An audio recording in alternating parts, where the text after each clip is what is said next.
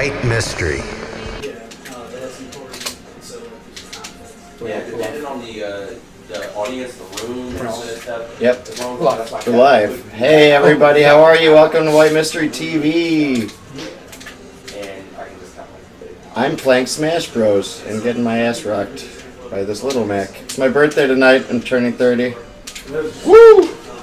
Thank you, Kyle. We got Technique on my rig. He's been helping us every single day since we started this grand experiment that is White Mystery TV, and I'm really glad to have Kyle here. Got my buddy George Costas, Mykele Deville. The Shivas are just rolling up from Portland. They're playing a show later tonight at the Empty Bottle. And I just really want to focus on beating this little Mac because he thinks he's so cool for pivoting all the damn place. Oh, I should have had that. Oh, that's not good. So yeah, let me know who's in the chat. Shout out in the room if you're watching White Mystery TV. What do you guys want to talk about? I have a lot of things on my mind. I'm gonna wait to get into them when I'm not concentrating on a map, but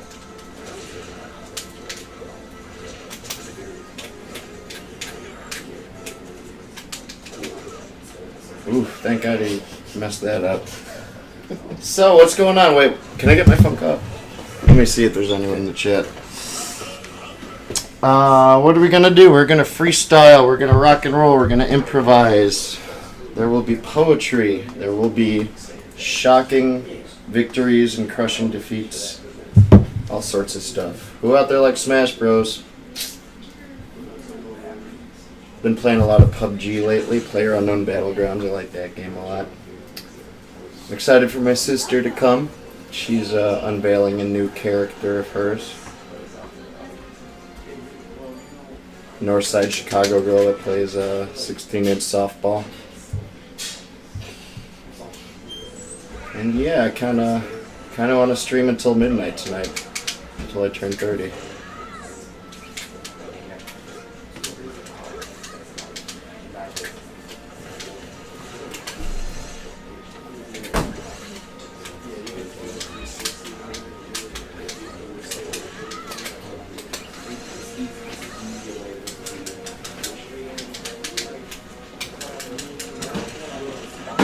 Hey, what's going on, man? How's it going? Are we on? Yeah. Good. Yeah, we're live. Okay, cool. I'm talking to the people. I'm not sure who's here yet.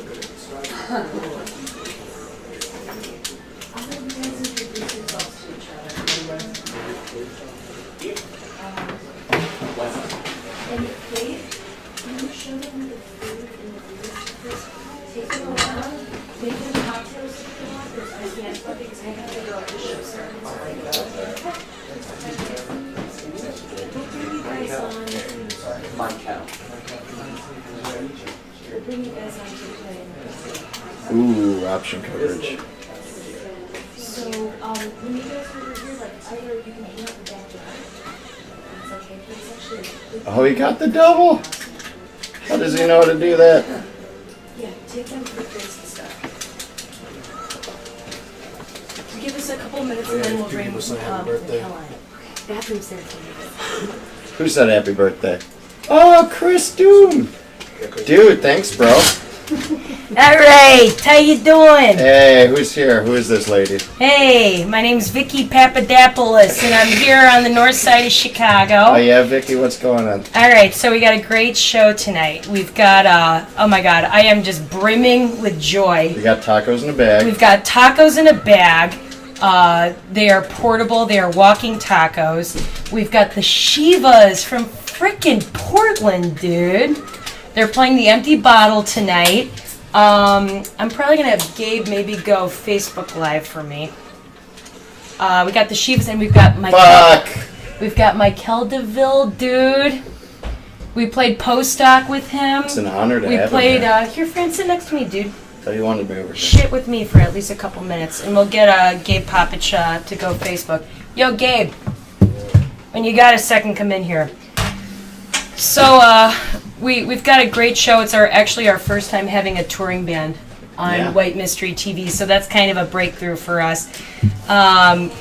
lots of stuff happening in Chicago. Probably the most interesting to me is this amazing list of 45 white guys that the News City named as being the most important tastemakers in Chicago music.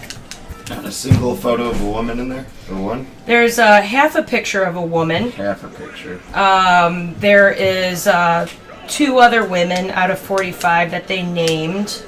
And I just think that, I hope that the New City would have gone a little broader. Needs more broads. Tonight we also have some special guests who were in the White Mystery That Was Awesome film.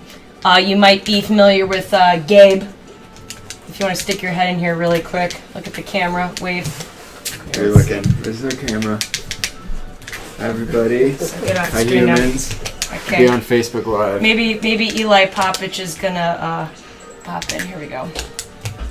So I guess what I really also wanted to talk about, besides all the chauvinism in the Chicago music scene, or at least in this thing. Although I respect many of the men in here, I would say that it would have been a little more interesting to go, like I said, broader. All right, so let's try and go broader in 2018. Yeah, how are we gonna do that, Al?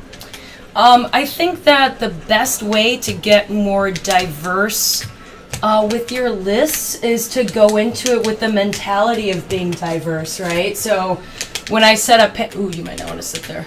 There you go. When I do panels for the city of Chicago, I think about the audience that's going to be there. And I try to book guests that I think will reflect, what the city's about, right? Yeah. It's like 6 million people who live here. We can go get a little more diverse and get There we go. Show me your moves. More ethnically diverse people on the there's list. a lot of female musicians of color in Chicago that were worth mentioning, and I didn't see any of them. Yeah. So who wrote that? Some dude. What's his name? Craig Betchel. So if you're out there, you can get this free magazine with the 45 top white guys in Chicago who rule this town. So You should be in there. yeah, it's like, I launch a TV show. What else do you want me to do? Tour Japan? Come on, guys. Anyway, another important point, in addition to the amazing guests that we have on with the Shivas from Portland and Mykele Deville, who, Frank, can you talk about Mykele a little bit and about... He's incredible. He's quite woke. He's very eloquent. He's handsome. He's well dressed. He has a lot of energy. He has a lot of love. And he's a spiritual, amazing person. We're honored that he's here. Yep, and he's also, in addition to being a performer, he's a poet. Yes. So we're happy to have him. He'll be performing some poetry tonight. And we're also going to have the Shivas Jam. They're playing the Empty Bottle tonight. If you're looking for something fun to do, check out the Shivas. Right after they play for us here on White Mystery TV, you can check out the Shivas tonight at the Empty Bottle with Easy Habits, who I absolutely love, and on tour. So look up the Shivas on the Instagram. So, Fran, I know that there's something that you really love, which is Chicago Talk. Chicago Talk. Right? So this weekend I went to a very Chicago-y event, which was the 16-inch softball citywide tournament at Mather High School. Our camp counselor from when we were little kids runs that thing. They got dozens of teams from around the city of Chicago, and I ran into my friend from the ward office. What was her name? Pat? Denny? And she's got some stories for me. What was her name? I don't want to disclose her on Okay, that's live fine. television, but you can use your imagination, right? So, do you remember the story that Vicky told me? Yes, I do, about people getting chopped up in little bits. Yeah, so we're up here broadcasting Wayne's World style on the north side of David, Chicago. can you pass me that remote that's behind the camera right there, please? Sorry There you to go. bother Be careful. There we go. Nice. Do we have anybody in the chat, by the way? Yeah, we do. We have Do Chris we? Doom. He wished me a happy birthday. Oh, it's Fran's birthday at midnight. Yep. How old are you going to be, I'm Fran? going to be 30 years old, and I'm still playing video games and hanging out in my parents' basement. So there you go. And I wouldn't change it for anything. Can you guys hear Fran pretty well? Yeah, perfect. Oh, that's fine. Awesome. We'd like to thank Kyle, aka Technique, who for the 4th episode is editing tonight. He's an awesome, amazing, brilliant young man, and we are very grateful to Kyle for live editing and just being not only a very brilliant person with great follow-through, but very compassionate and loving. So thank you, Kyle. Thank you. Check out Technique at Ignite every Wednesday. Or some of them. Wait, are you going to tell the story? So, growing up in the city of Chicago, there's a certain magic that fills the air, right? So it's the smell of hot dogs. It's the smell of sunblock. The little boxed lunches that you'd get from the Chicago Park District, from camp. The smell of hot bologna and spoiled milk in a little cardboard pint. We all remember these smells, right? And they activate sensory imagery. Well, a lot of smells. There's a dark side. There's a dark side of Chicago, right? So what I heard was that the cell phone store guy who lived down the block who went missing, they finally found him. Where'd they find him? They found him chopped up in a million pieces in a garbage bag in the garage down the block. No fooling. It's too bad. What other violence is happening in this neighborhood? Wasn't there just a terrorist attack or something on a bus? In Chicago? Yeah, you didn't hear about that? No. Elston and Kimball. What? Somebody threw a backpack on a bus and screamed something, and then it turned into a hazmat situation. A couple hours ago. It was the Today? It was the bus that Maya was going to take, and then she decided not to take the Kimball bus. Yeah. I went to the freaking post office and the bank, and I didn't even hear about this. Yep. I want to also let everybody know out there in White Mystery TV land. Oh, thank you, China Rosebud, for wishing me a happy birthday. China Rose. Band. Yeah, well, China Rose follows us on Instagram also, so cool. follow them back, China Rose Band. We hope to see you guys pretty soon. And again, you're welcome to chat with us, ask us questions, and we have a giveaway, which I don't want to forget. If you go ahead and upload a picture of yourself and hashtag White Mystery, make sure it's public so I can see it. We are giving away a 3-day pass to Riot Fest.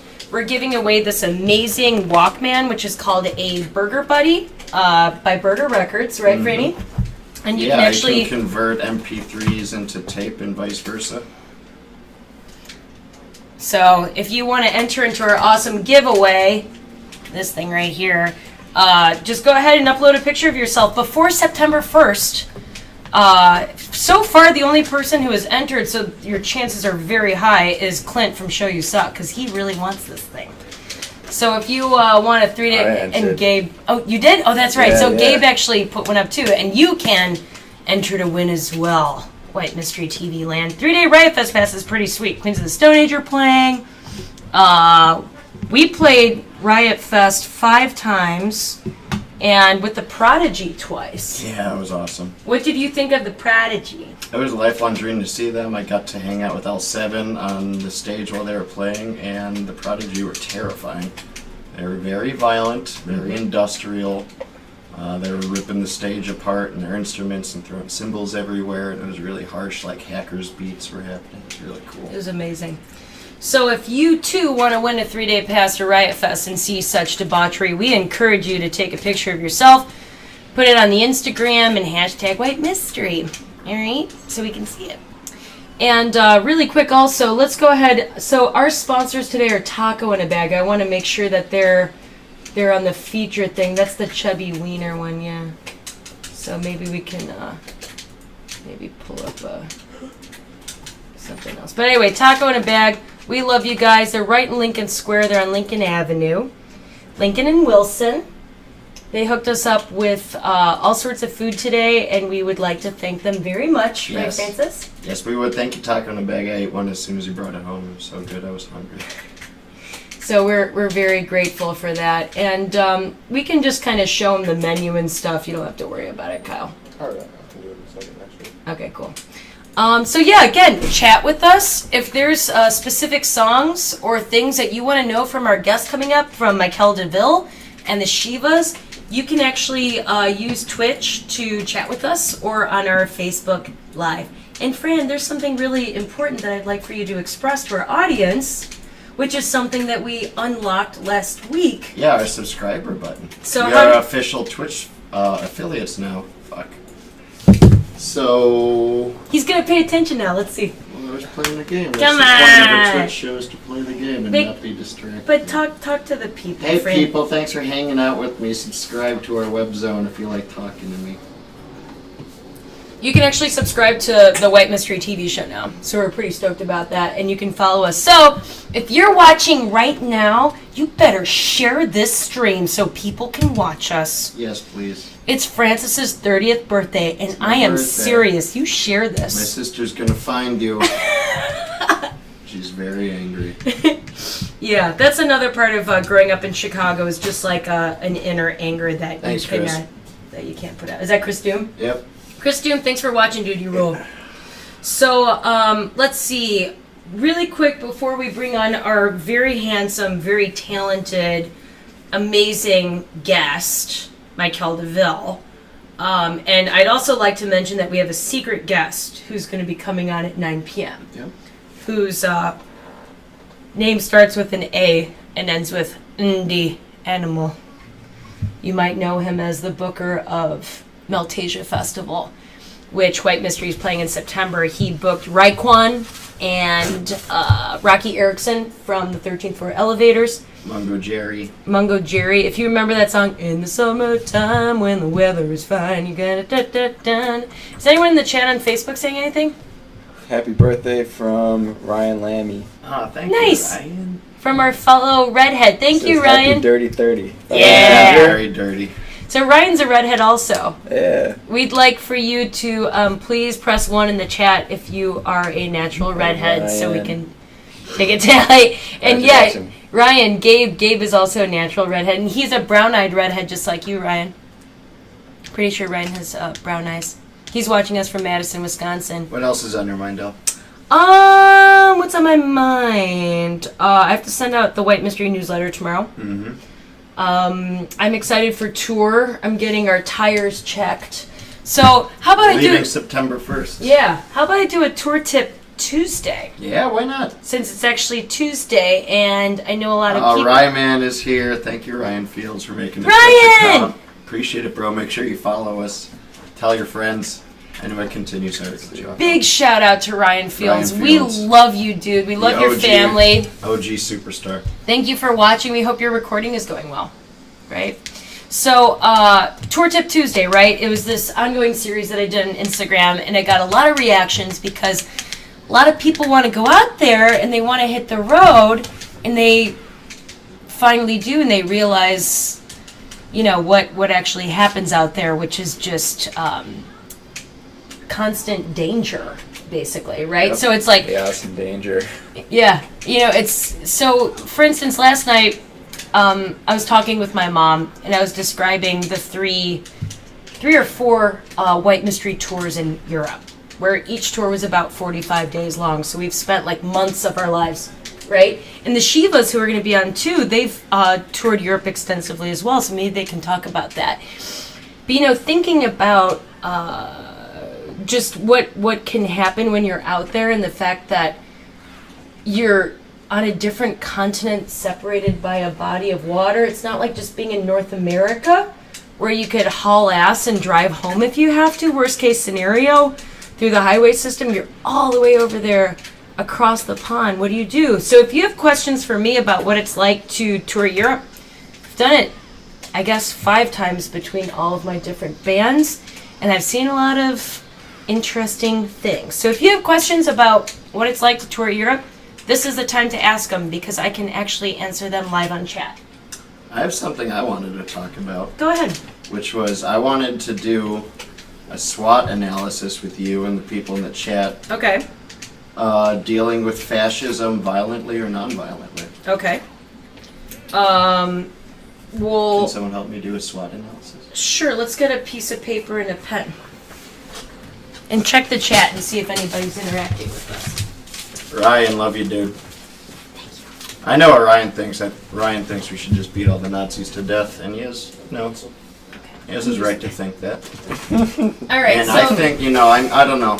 Well, here, let me. I know that fascism needs to be removed, but the only reason I'm apprehensive about dealing with it immediately violently is I'm afraid violence might strengthen them. And escalate. And Okay. escalate it. So let's rewind for a couple minutes.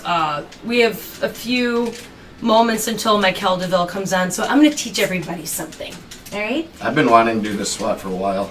So to even rewind, though, what is a SWOT analysis? This is something that I grind into my White Mystery Superstars. Brian knows what it is. So let's talk about it right now. Okay? SWOT. S-W-O-T.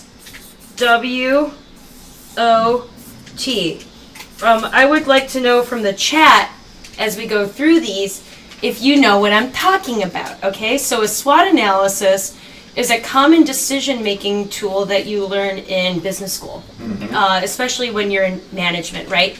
So sometimes you're presented with a really difficult, complicated problem. And one of the most common classic models that are used in business school is this example of an elevator, right? So I've told you the elevator example many times, right, Franny? Do we still have the gameplay going? Yeah, it's in the corner. Okay, cool. Wasn't sure. I'm switching between. Oh, that was the preview. I wasn't sure. Anyway, sorry. Continue.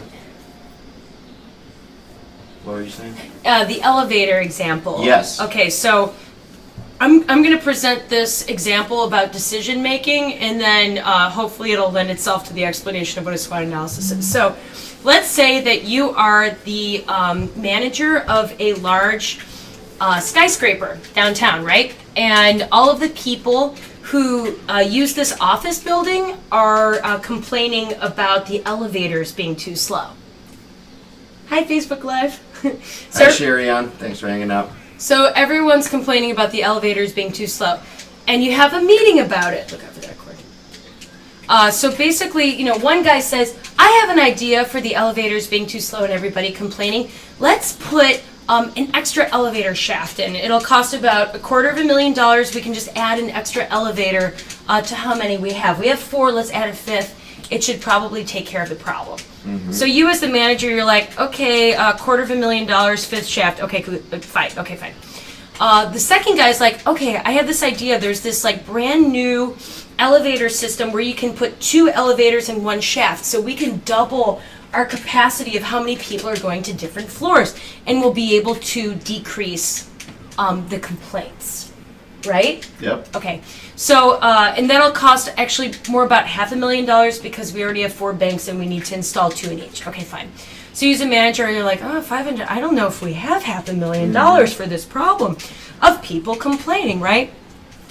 So in this classic example, the manager has a genius idea that cost about $500 to solve this problem. He installed mirrors into the lobby where people were waiting for the elevator so that they were so consumed by looking at themselves that they stopped complaining. So, and it's like, this is the kind of example of what they teach us is that you have to think about what's the root here. Because everyone's thinking, oh, we need to double how many elevators we have, but the root of the issue is that people are complaining. They're bored, right? So sometimes the solution is a lot more simple. Yes. And actually psychological than you might expect. Yep. And in the SWOT analysis, my favorite tool, Ryan Fields, if you're watching, follow along. He knows all about it. Does he say anything? He already shouted out strength, weakness. Yeah, okay, so Ryan knows what it is. SWOT analysis, the S stands for strengths, the W for weaknesses, O for opportunities, and T for threats. So Ryan Fields already expressed that in the chat, and you can too. So what's interesting about the S and the W is the strengths and weaknesses are things that you can control, right? So with the elevator thing, you could have said, okay, our strengths are that we have a really good management team who's getting together to do problem solving. We're really lucky. Okay? Weaknesses, people are complaining or that we don't have enough elevators or something would be your weakness. The opportunities and threats are external forces that you cannot control. So for instance, when I set up Rock and Roll Market in June, the T that always comes up is weather. It's something I can't control. the O is an opportunity. Like, for instance, if your birthday party was yesterday at 1:21 Central Time, you had an opportunity, which is that you could have made that an eclipse birthday Brandon's party. here too. They're watching. Brandon Reed? Yep. Brandon! Why don't you call my sister anymore, Brandon, huh? I do that thing every day. Yes. So anyway, talking to Francis's issue is that you were trying to dissect a very difficult, complicated question, which is a sociological one, which is what's happening with basically race relations and also our president's reactions to it. So why don't you let us know what you think the strengths, weaknesses, and opportunities and threats of this situation are? You know, like for instance... No, of dealing with it violently or non-violently. Is what But I'm you have to saying. kind of pick one and run with that, and then pick with the other and run with And then that. compare them. Yes, and compare them. That's what I want to do. Almost like a positive and a negative. That's what I'm trying to do. Well, okay, Fran, go ahead. Help me. So Strengths. Let's start with violence. Dealing Okay, with so we're going to violence start with using violence to stop fascism in America. to stop fascism. And then we have to bring the Shivas on because they got to go play their show. Okay. Using violence to stop fascism. What's the strength of doing that?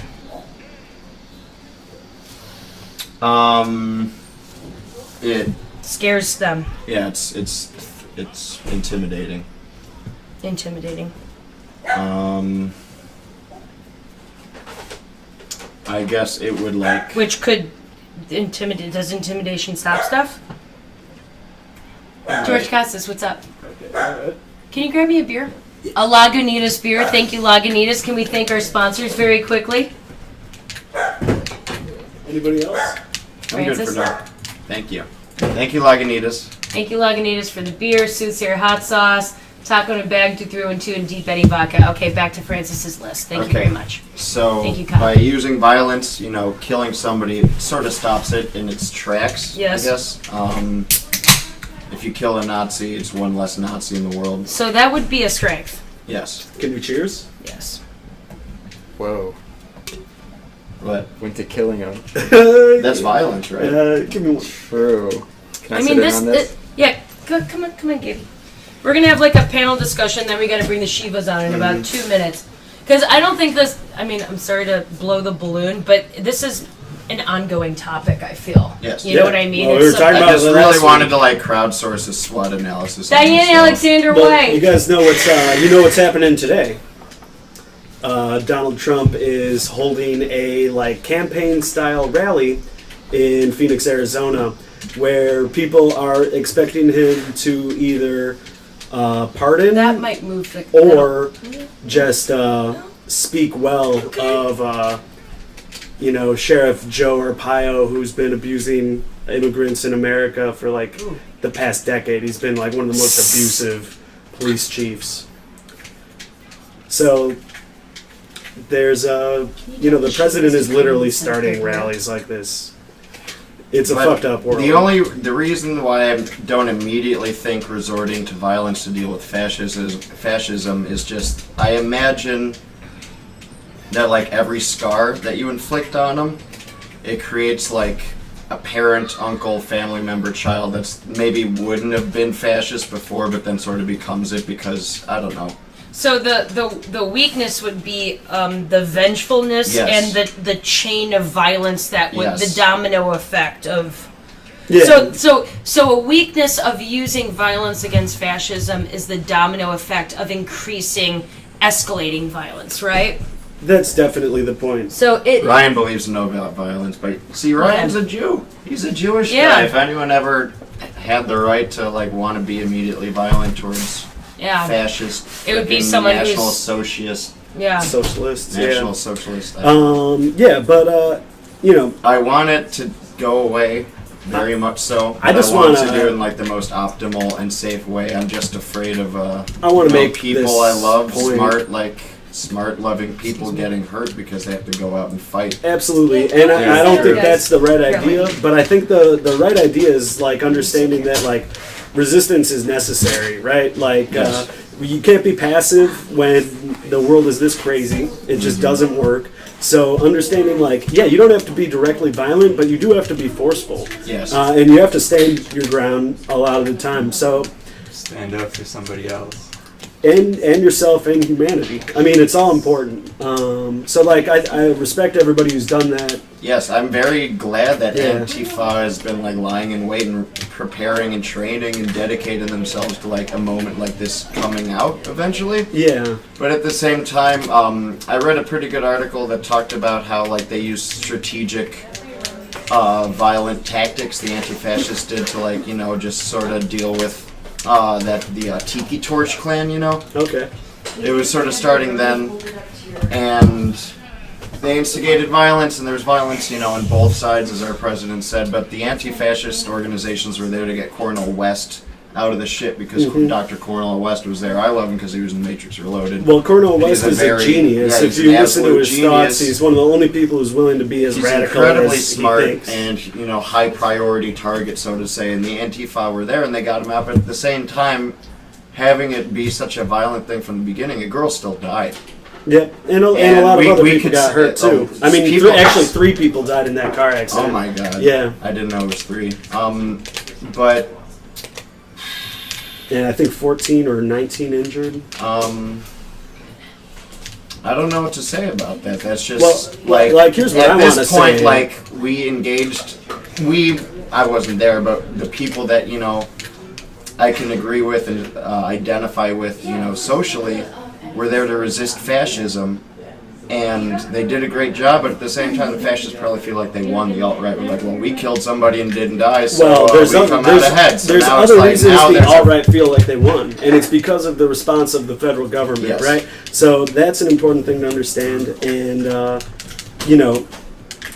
people's response to this matters, and that's why all the people that were on Trump's art council and his business councils pulled out, because this is not acceptable. defending Nazis. No, and this is what I'm saying. Today, he's made his own rally that is continuing to perpetuate, another fascist group of hate, which is like a hate for immigrants in Arizona. So, of course, people are going to be up in arms about this, and they're going to be defending their rights. The immigrant groups in Arizona worked for over a decade to get this fucking corrupt police chief out of office, and it worked. And he's also got some type of criminal charge against him now that Trump is considering pardoning him for. So seeing that the federal government has a direct complicity in this type of it's pretty fascist disheartening. control, it's not only is it disheartening, but it's informing. We have to resist. Yes, and, absolutely. yeah, I think. But I'm Many just means thinking there's are times possible. I'm looking at it very figuratively right now, and it feels like we're dealing with the Hydra, where if you cut a head off, there's going to be a bunch more that grow in its Yeah. place every time you Oh, try yeah. to. So maybe figuratively, metaphorically, it would be better to have a war of attrition, starve them out. I don't know, get them to turn on each other. I Maybe personally think instead it's of gonna just be getting about media. baseball bats and chains to go into the streets and fight these people. It's There's- going to be about art. It's going to be about media, and it's going to be about news, right? If everybody's been being lied to, and looking in other countries and here, I just heard an article about fake news starting in the Ukraine, years before it started here. So, looking at stuff like that, it's all about controlling the information people get, right? Mm-hmm. And I think everybody having a louder voice, a more artistic voice, a more compassionate. yeah, more compassionate and hopefully moral voice to some degree, one that has That's respect what for Mystery has humanity. been trying to do for the last 10 years is just uplift everybody around us so we would be lifted up with Yeah. them eventually. Yeah, also, yeah. Well, you know what this new album's Okay. about for these Nazis? Fuck your mouth shut. Damn straight. Fuck your mouth shut, Well Nazis. said, George. Yeah. There we go. Yeah, if you're a Nazi, get your mouth fucked shut, please. And Yeah. stop opening it. So, What now? Got some Shiva time. so weaknesses. Opportunities. So overall, Francis, you feel like it turns people against people, and that we're all one people, and that violence doesn't sell. Violence is never the answer. It might be in some situations. That's why I'm trying to do the SWOT analysis. Violence. We didn't really do non-violence as a SWOT yet. We didn't do the opportunities of violence. What's an opportunity and then that it violence sends, and then it creates? So sends the wrong message. here's the opportunity Or you that sends the wrong violence message and creates. It's non. Yeah, it's not the not right message democratic. always. But here's when it works, and this is what I was talking about with force earlier, right? So like when people are violent in a coordinated fashion and one that supports them, it can be a really powerful thing. It can start legitimizing groups of people. That's like what you saw with like the Black Panthers and various groups in the 70s representing themselves physically. Like that is an important thing. I have an idea So really an quick, guys. opportunity for violence would be legitimizing the oppressed. Yeah, I would agree. I'd like to interrupt also after you write it down, which is that I want to get Mykele on this conversation because Yes, I think would love to that have him he's there. one of the most brilliant minds of Chicago and also an amazing poet, and I think that we'll have a really good combo with him for sure. So we're gonna bring it back. We're going to bring it back Okay. because I would like for the Shivas to play. This is gonna take Oh, a yeah. while. This is going to take multiple episodes. So what I'd like to also say is everybody out there in Chatland, you guys, share this stream. Press that subscribe button. Brandon and Ryan, I hope you're having a great recording experience. Wish me a happy birthday. And wish Francis a happy birthday. I know that the best gift that you could give him is to follow this show. Or subscribe even if you really like what you see. Yeah. Oh yeah. And I'm sure It's gonna Francis keep will take happening. his shirt off at some point. Yeah, I'm hot. Go Camboy. I'd also like to thank George Costas and Gabe, our two actors from the That Was Awesome movie. If you've ever seen White Mystery, That Was Awesome. You'll recognize these neighborhood homies with us. And really quick, while we let the Shivas kind of set up, are you guys doing okay? Are you kind of getting into the zone? Doing pretty good. Pretty good. You can check your levels a little bit, and we'll move the camera for you. The Shivas are playing The Empty Bottle tonight. Not only are they very nice, and not only do they rock very hard and have an easy on the eyes kind of look, we're very happy to have them. Do we have any people in the chat? They say they want to see my nips. Okay. Well, there you go. Subscribe and follow. All right. Thank you, P-Gas. Yeah. It's So, hot, all right. are you guys? Let me know when you're ready, and we'll bring them on. I'd like for you to all press 2 if you're excited to see the Shivas play. Press 2. So, I'm gonna help them. Don't go to a transition scene. We'll let it just kind of let it watch these guys. Okay. There you go. I'm gonna turn the gain down. Yeah, since we're on TV, and I've always wanted to say this on TV, fuck Nazis. Guys, In case the point didn't go I'm not across. talking about killing Nazis, but Hey man, if you punch them in the face, die. if you punch them in the fucking face, excuse my language, but I'm all for that. So that it doesn't step up to the next level, which is them and their intent to kill people. Yes, man. Defend the marginalized. I Fight think the like hate film. there's this interesting thing about it where it's like this real like And stop. self-hate. It's like this interesting weird fucking Yeah. self-hate to see. Really destructive stuff. It's it's been a long time coming. Exactly. They want to have a race war, and punching them in the face is keep them from getting shot by. You're gonna be a mic stand.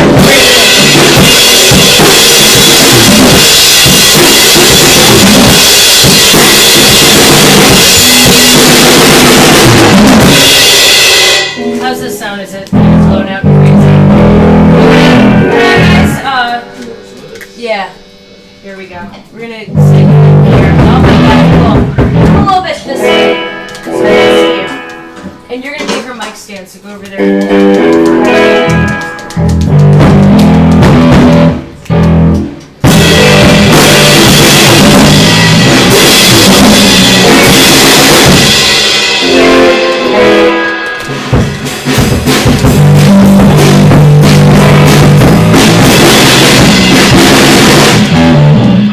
And yeah. It's really fucking loud, just so you know. So you're fine. Everything.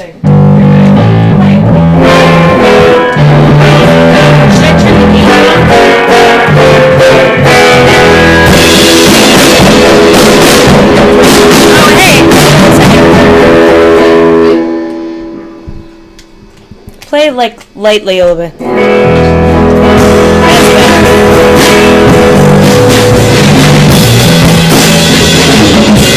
That's better.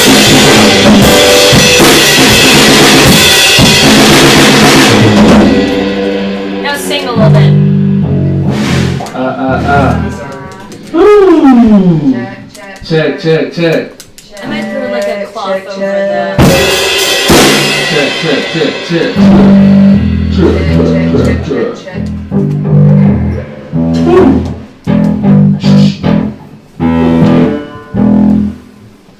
gotta not watch myself. Looks good, guys. It would be like right. I'm gonna kind of like this.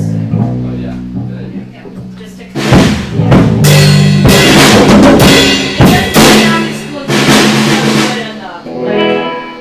So, ladies and gentlemen, we'd like to present to you the Shivas. All right. All ready? Yeah. 1, 2, 3, 4.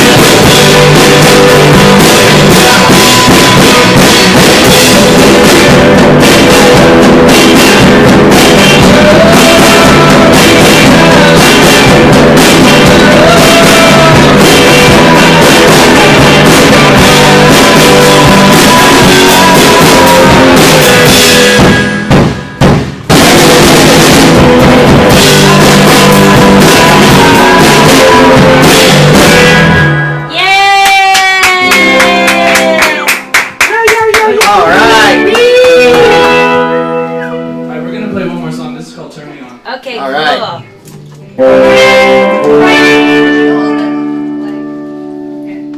There you go. Is that good, Kyle? Get it right in there. Do you want me to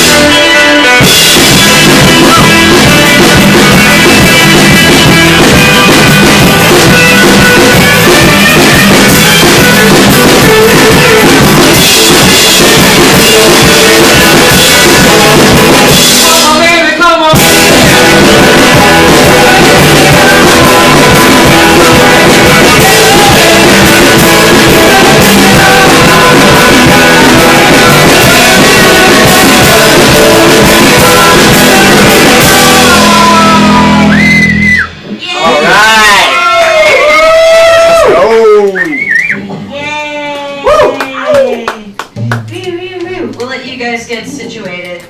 You can pack up your stuff, and we'll give you a case of beer to take with you. All right. And if you have a minute, maybe answer some questions. Sure. Let's hear it for the Shivas. Let's hear it for the Shivas, guys. Everybody, studio audience, clap for these amazing people. Yeah. Woo. Let's see. There we go. How do we look? Wave to the people. Dig the groove. Thanks, Brandon.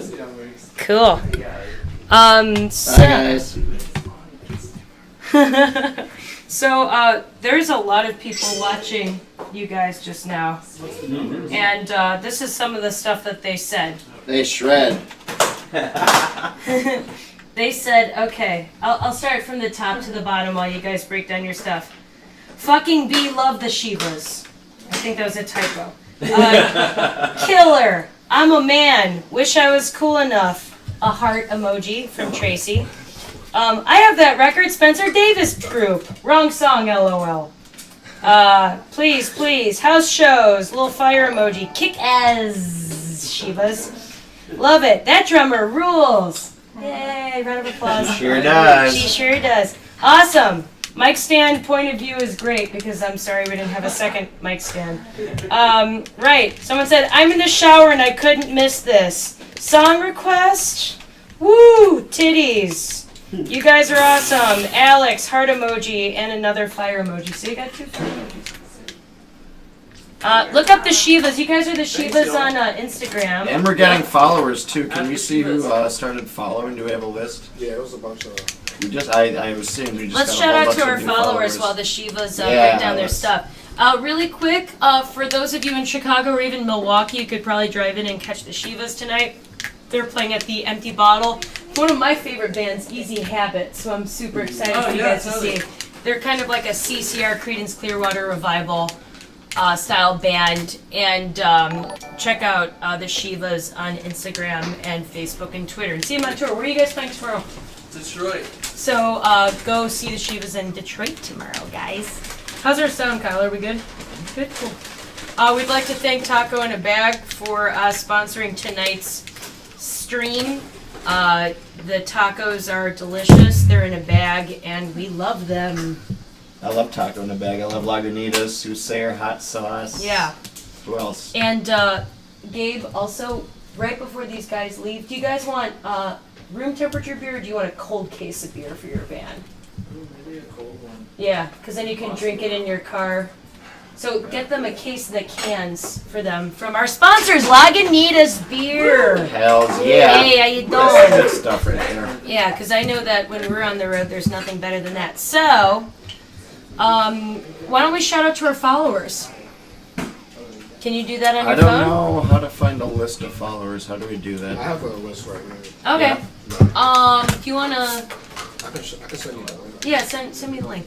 So we're gonna shout out to our followers pretty soon. If you haven't gathered it already, you can follow the stream and be alerted every time Francis goes on to play video games in the wee hours of the night. Yeah. It's his birthday at midnight. He turns 30. He has the same birthday and the same name as our dad, who's turning 65. And also, August 23rd, which is what it's going to be at midnight, is also Keith Moon's birthday. So it's a special day in rock and roll. How's everybody doing on Instagram Live? Hello. Say hi to the people, Fran. Hi everybody. I'm playing video games and losing. I would also urge everybody to stick around because we have Mykele Deville, who will also be sitting and chatting with us and performing tonight. We have mucho respect for him. We saw him play at Postdoc, which was this festival we played out on a farm, way out in Amish country, somewhere in Wisconsin, I think. And we became friends with him, and he's just a visionary poet, and we're really excited to have him. So why don't you shout out to our followers when you have a second. Sign in. You have to sign in. Kyle Leftridge. Hey, the immortal technique. Yeah, let's do some everybody. shots at Deep Betty. Do you guys want some shots? I would love a shot. Vodka? Flavored Nice vodka? word, George. Alright. I'm gonna get a hit of that thing too. Yeah, You pack me we one, have please? chocolate popsicles Daddy. too when you're done with your My great tacos. daddy, George Costas. All right, so we'd like to thank Do312 and Deep. Hi, everybody! You're in my house with my brother and all of my friends. Tits. Okay, let's shout out to all of our followers, Wow. Francis. So many. Okay. And talking Pink to my Hoods. 2 Uriel 5. XMX Atlantics. Teabag 2000. TY31. That's Tracy. Thanks, Tracy. Hope you're settling Alex in. 23560. Jinja Ninja. Woo! Jared, Ryman, Chris Doom, Free iPod Guy. Thank you so much for following us, Wow, everybody. so flattering. God bless. We'd like to urge you all to follow the Shivas as they tour across the country on their Instagram, Twitter, and Facebook. It's just the Shivas, THESHIVAS. So while they pick up their stuff and we get them on air to chat with us. You want to talk more Chicago talk? Well, I was Do thinking, this shot. okay, we're going to maybe do a shot for every subscriber that we get. So if you hit that subscribe button, Oh, damn. I think we're going to do some shots. Let's go. White Mystery's going blind tonight. We're at our house. We're not going anywhere, so. And it's my birthday. Hit that subscribe button. We'll do a shot for you. I make that face every time. Brandon and Ryan, I would like to know what you think of our show. I know you've been busy recording. Curious how the sound is. Express it with an emoji. Show us your favorite Preferably the emoji. fire one. Show us your emojis. Tell us what you want to hear. Tell us what you want to see. Hit that subscribe button. And let's show people our tour dates really quick. Well, when the Shivas, let us know when you guys are ready and we'll bring you on to just answer a couple questions, but no rush at all. So we got some tour dates. We got Slippery Slope on Sunday. We're playing the anniversary of the Slippery Slope. I'll go ahead and blow who the secret guest is. Hannibal Burris will be DJing that Slippery Slope show on Sunday that we're playing. We start our tour. We're actually playing a house party in Chelsea, Michigan. So if you're from Michigan and are familiar where Jiffy Quick corn muffin mix is made, we will be playing in that city in Chelsea, Michigan. And then we're playing Euclid Tavern with our friend Rosanna Sappos, who's also a Greek chick. Her record release show. And after that, we're playing Pittsburgh, Philly, Brooklyn with Judah from Italy, who are one of my favorite glam oi bands, who I'm excited for you to see. And then we're going to play Meltasia. We'll be bringing Andy Animal, who books Meltasia, which is a big-ass festival in upstate New York. He's going to be on the show. So Brandon and Ryan, if you're still watching, Andy Animal will be coming on the show at 9 p.m. in theory. So keep asking us questions and in the chat letting us know what you think and I don't know, giving us your 2 cents because Lord knows it's a free country and you're welcome to do that. Any thoughts, Francis? I'm getting my ass kicked. It's hard to concentrate. Cool. You want to come on? You take your time if No, you can everyone all thinks come I'm on bad or you at can take your video time. No one's watching. Sit over there. Go move over there so we can get the Shiva in here. Let's hear it for the Shivas, everybody. Nobody's watching. I know he's watching. It's okay. Let's make sure we. And Hey, let's guys. all scoot over. Shivers. Shivas. Y'all play Smash Bros? Yeah, I used to. Okay. You You wanna want to go? play? Go for it. Is Do it. everybody in the? Oh, did we get a new subscriber? And let's get Kristen in nice and tight. Let's all move over so we're all in the shot. Nice. Yay! Are we all in? Yeah. Okay. Once again, thanks. So Kyle, who's editing right now, is actually a sponsored host at professional video game tournaments here in Chicago. And his handle is Technique. Let me know if you want me to say anything or not say anything, but I'm thankful. Yeah, you kick ass. So we're so excited that you guys took the time to come on. Oh, man, it's a Thanks for pleasure. having us. Have you ever played in someone's basement television program before? No. I don't think so. Television program. Yeah. Well, this is the podcast? first I've had a time lot of we've had it. basements, but Yeah. not really for like. What TV show. was your first practice space a basement, or what was your first practice space as the Shivas like? My parents' living room. Okay. Then we moved into a woodshed and then a basement. Oh, how big is a woodshed? 8 by Pretty 12. small. Really small. Yeah. Tiny. Did it sound good? Not bad. Okay. And the neighbors didn't seem to care at all. It's like in the forest. It's pretty cool. How old were you guys when you started playing together? 16, 15, 16? Yeah, I think I was 16. How old are you now? I just turned 26. Okay. I'm 26 also. I just turned 27. Nice. So about 10 years. Mhm. And how many releases have you put out in that period of time? So 5 LPs. We did a couple EPs also. Who puts out your LPs? Has it been a variety of labels, or who's been putting your records out lately? The last few have been OK Records. We just made a new one. I'm not sure who's gonna put that one out yet. But, Okay. we just finished mixing it, so it's still pretty not too far along the process, I guess. Still gonna do some more things. Okay. before it'll be out, but Recorded in Portland? Okay, cool. Yeah. K Records is awesome. That's like an awesome legacy to be a part of that discography. That's really neat. yeah, they had a really cool, I guess a lot of people probably know, but they had a really cool recording studio. So that was a huge perk of working with those guys. Is like being able to work in their studio. Nice. Super cool spot. So I was told to say hi to you from someone who went to high school with you guys. Who's Really? also a musician. Can you guess who it is? Well, we kind of went to like an art school. There's a lot of musicians around there. Yeah, is it Jeff? Is it Jeff? He went to high school. He's a musician. We should Hey, get Jeff. we should get Jeff to do a little cameo too. It's Come on in. Here, Jeff? it's so someone I should have done like like mystery mystery date or whatever where you have to like guess who it is, but someone who you went to high school with told me to say hi to all of you. And it's Matthew Page from Oh yeah, Blackfoot that's, I Gypsies. was just gonna say that. Yeah. Hello. So if it was hard for you to guess, who else did you go to high school with that went on to be a musician? I don't You know. pass me that hitter, bud. A lot, a lot, I Like guess. a lot? Yeah. Like Yeah, who, a lot who of are people. who are some of the bands that came out of your high school then? No. I mean, I this guy Mel. Yeah. And, Yeah. Are you 26 also? I thought you were No, younger. I'm 24. Yeah. I'm baby. I thought you were the baby. The baby. The babe. Eric used to not talk to me in choir. I didn't talk to anybody in choir. Yeah, to be don't take it fair. personally. No, it's alright. It was too early in the morning. What are some other bands though? Like actual let's say like band names, even if no one out there knows who they are. Like what are some of the band names of groups that were happening in your high school? Corn. Corn Biscuit. Yeah, corn biscuit. Man, I don't know. I think I repressed a lot of high school. Yeah. Was it traumatic or was it just I like mean, isn't it always? like a It's- whip it yeah. haze, which is what mine was. Maybe a combination Yeah. of both. Stop. Who's over there? Gabe. Oh, Gabe, cool. What do you think is one of your favorite memories of each other from high school? Oh man.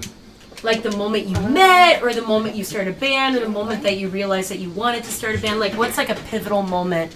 Do you guys want some beers, by the way? Or I brought one over here. okay, good. Is that yours or Oh, is yeah, it? I Here, think this. this- I'll take that. Cheers. Favorite memory Yes. from high school. Yeah. Like getting an A+ on your like AP biology test or I what don't was think it? I ever did that. Getting the lead vocal in the choir Christmas pageant. What was it? I don't know. I guess we started playing music together. That's probably like.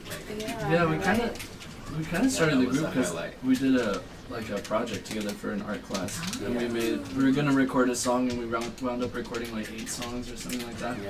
Yeah. Just figured we would just keep doing that. Because it was like a progressive art school, right, in Vancouver, Washington, not Right. BC. Right. Yeah. So like Exactly. that sounded like a pretty special place to at least go to high school if you're gonna go Yeah. somewhere, Yeah, right? Yeah, yeah, yeah. somewhere. Definitely. Were your teachers hippies? Some of them for sure. Yeah, Yeah, definitely. definitely. Yeah. Some good teachers. Yeah. There's some really cool people around there. Yeah. So what's next for you guys? Detroit tomorrow, and what else is? Did any of you memorize what your tour itinerary is? Yeah, we go to Spout it off. We Tell go the to people. Fort Wayne, Indiana after that. Mm. Never been there before. Brass Rail. Oh man, I don't know. I remember the city. I'm a little foggy on the menu. Fort Wayne is a very cute town. And Cool. I hope you have a good show there. Dude, I'm sure. Because it sounds like it might be a Thursday or a Friday, right? So you'll probably have a good show. Yeah. So if you're we have a lot of fans from Fort Wayne, Indiana. So if you guys are watching, Come on out. including our Wait, friend. did we get another subscriber? Do we have to take another shot? We're getting follows. Follows. Okay. No, we're not We'll do doing more shots shots. for followers. Yeah, just subscribe. But Morrison from Neat Records in Fort Wayne, Indiana. If you're watching, which I'm pretty sure you are, go see the Shivas on probably Thursday because tomorrow's Wednesday. Do you guys, as a band, prefer dabs or flour? The Rye Man wants to know. It depends. It depends on the situation. Yeah. If you're about to play a show. Yeah, definitely flour. Okay. Definitely no dabs right before the show. Yeah, you'll like faint. Dabs Not right before allowed. bed. That's Let's see. So you've been in band for 10 years. You answered Ryan's question. Any other questions from the chat?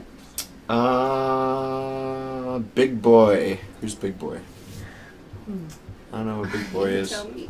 I'm not Jack White is asking a question, but I don't know what he's referring to. We'll read it off. Big Boy, do you have a Steam account? Oh, it's already asking. Are you talking to me? Yes, I Yeah. do. What music do you play? Us? Not what type, what music? Yeah, what music Just do you what play, music? guys? What Those music do you play? songs from before. Yeah, what music definitely was those that? two and a Yeah. lot of others. Disco. Other musics.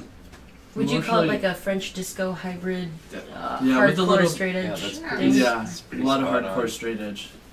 When someone says let's say for instance you have to upload your music to iTunes or something and they force you to pick a genre, what do you think would be the one that you would select? I don't know. I feel like I always go back and forth and all over the place. Sometimes other. I like the other one, especially if they'll Yes. let you type in what the other is. Yeah. But Yeah. I don't know. I guess sometimes rock. I wish they had a rock and roll tab, but it always Right. just What do you says want? rock. Come closer to me. Shoot in the shot. Just like and they roll. never With have an a N or country an western and? tab. No, it always just says country. Do you If you like could- rock and roll with an Right? N, or Yeah, do you like the N. or the ampersand? Rolling. Yeah. Just- Do you Oh, think I mean, Neil it's Diamond should is the be greatest interesting. songwriter of this or any other generation? Neil Diamond. Neil Diamond? Do you think that he's the greatest songwriter of our generation? Neil Or Diamond? any I other don't think he's generation. part of my generation.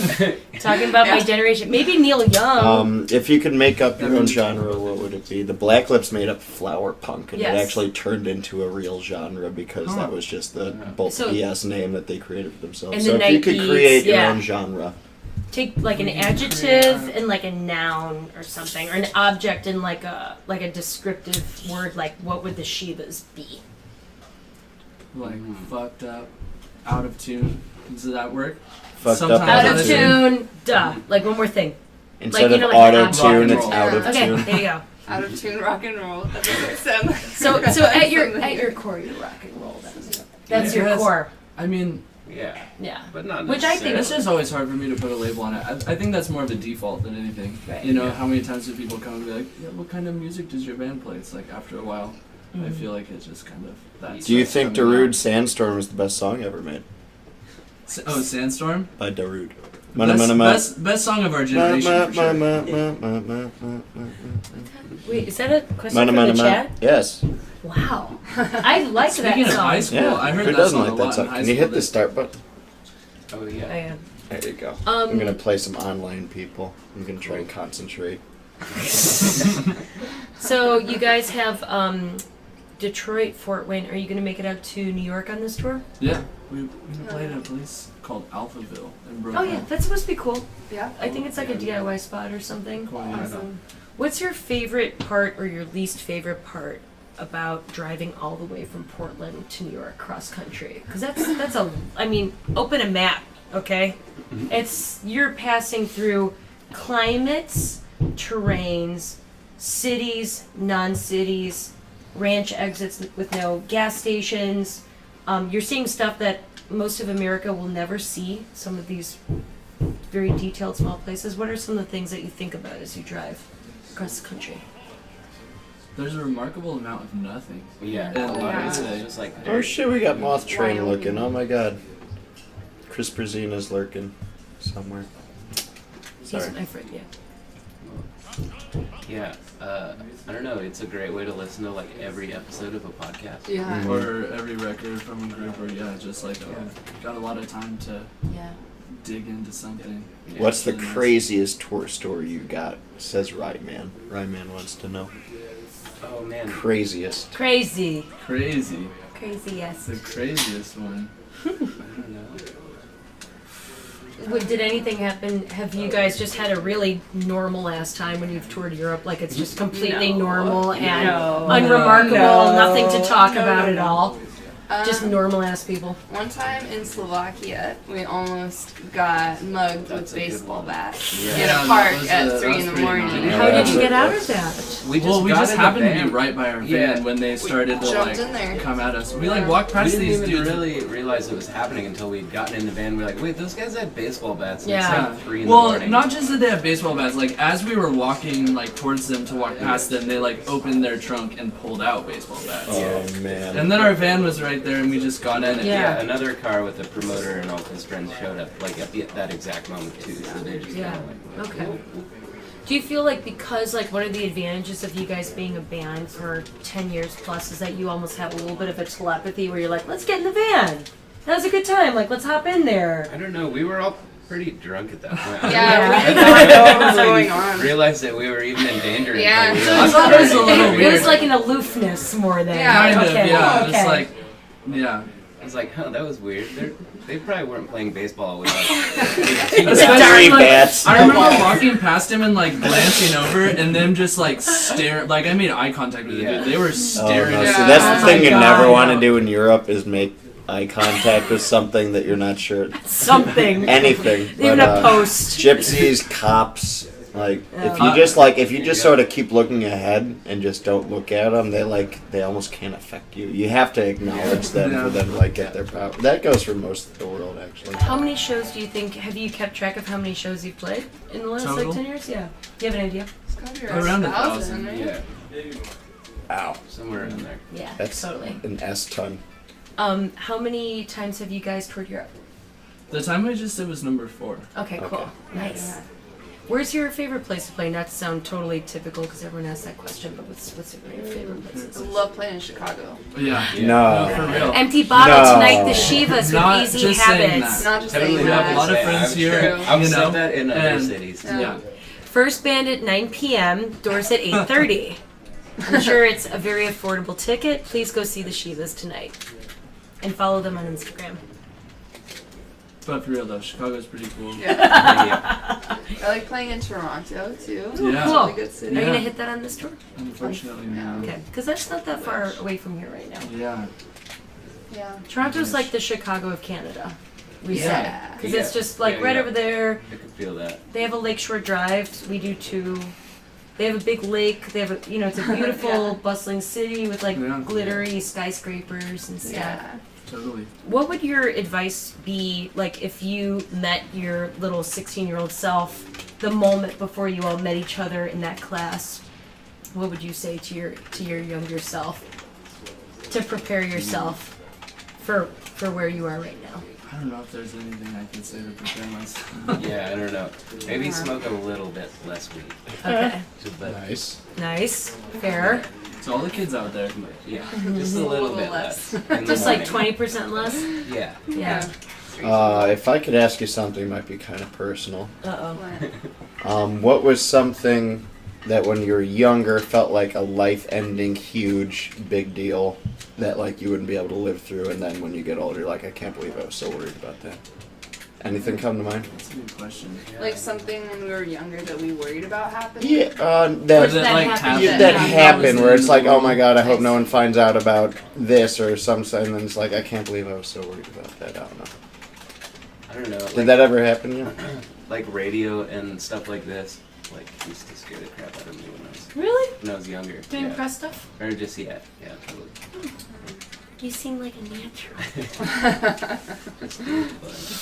Public It's a speaking. practice. Yeah. Yeah, practice helps for sure. Yeah, for sure. What With about you? anything. Exposure. Yeah. Yeah. Um, Anything where you're like, oh my god, how am I gonna live through this? How am I gonna like look at my mom in her eyes, or how am I gonna go back to school tomorrow after XYZ has occurred?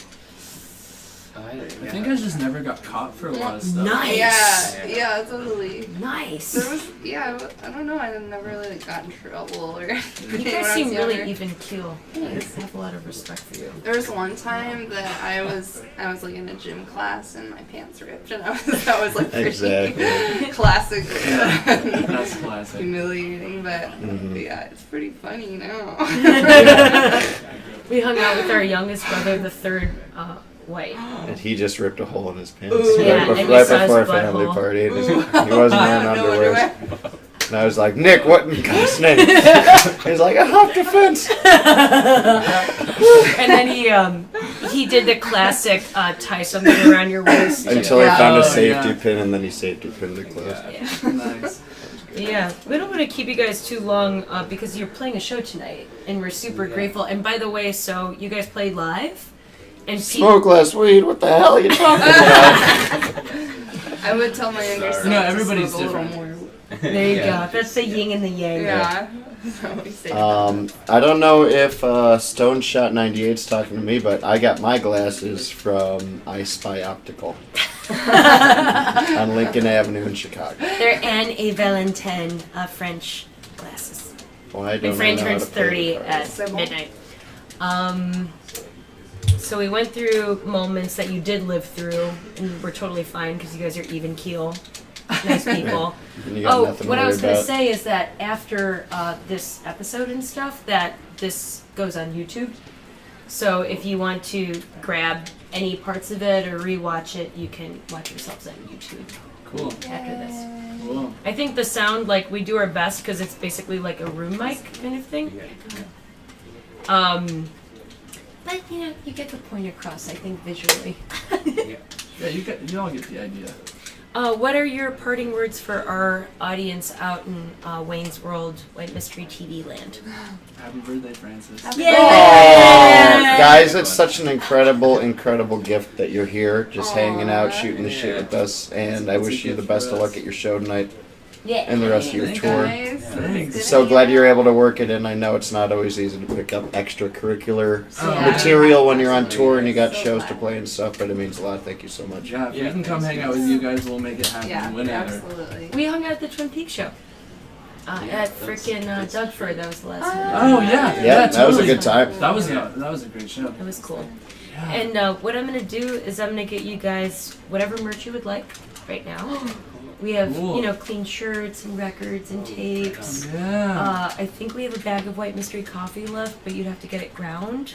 If you guys like Oh. coffee Yeah. on the road, it's nice. Like I travel with like coffee filters and a bag of ground. So if I'm staying at someone's house, Just make it yeah.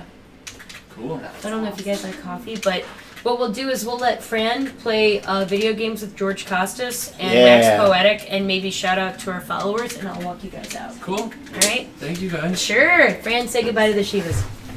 Thank you so much for coming.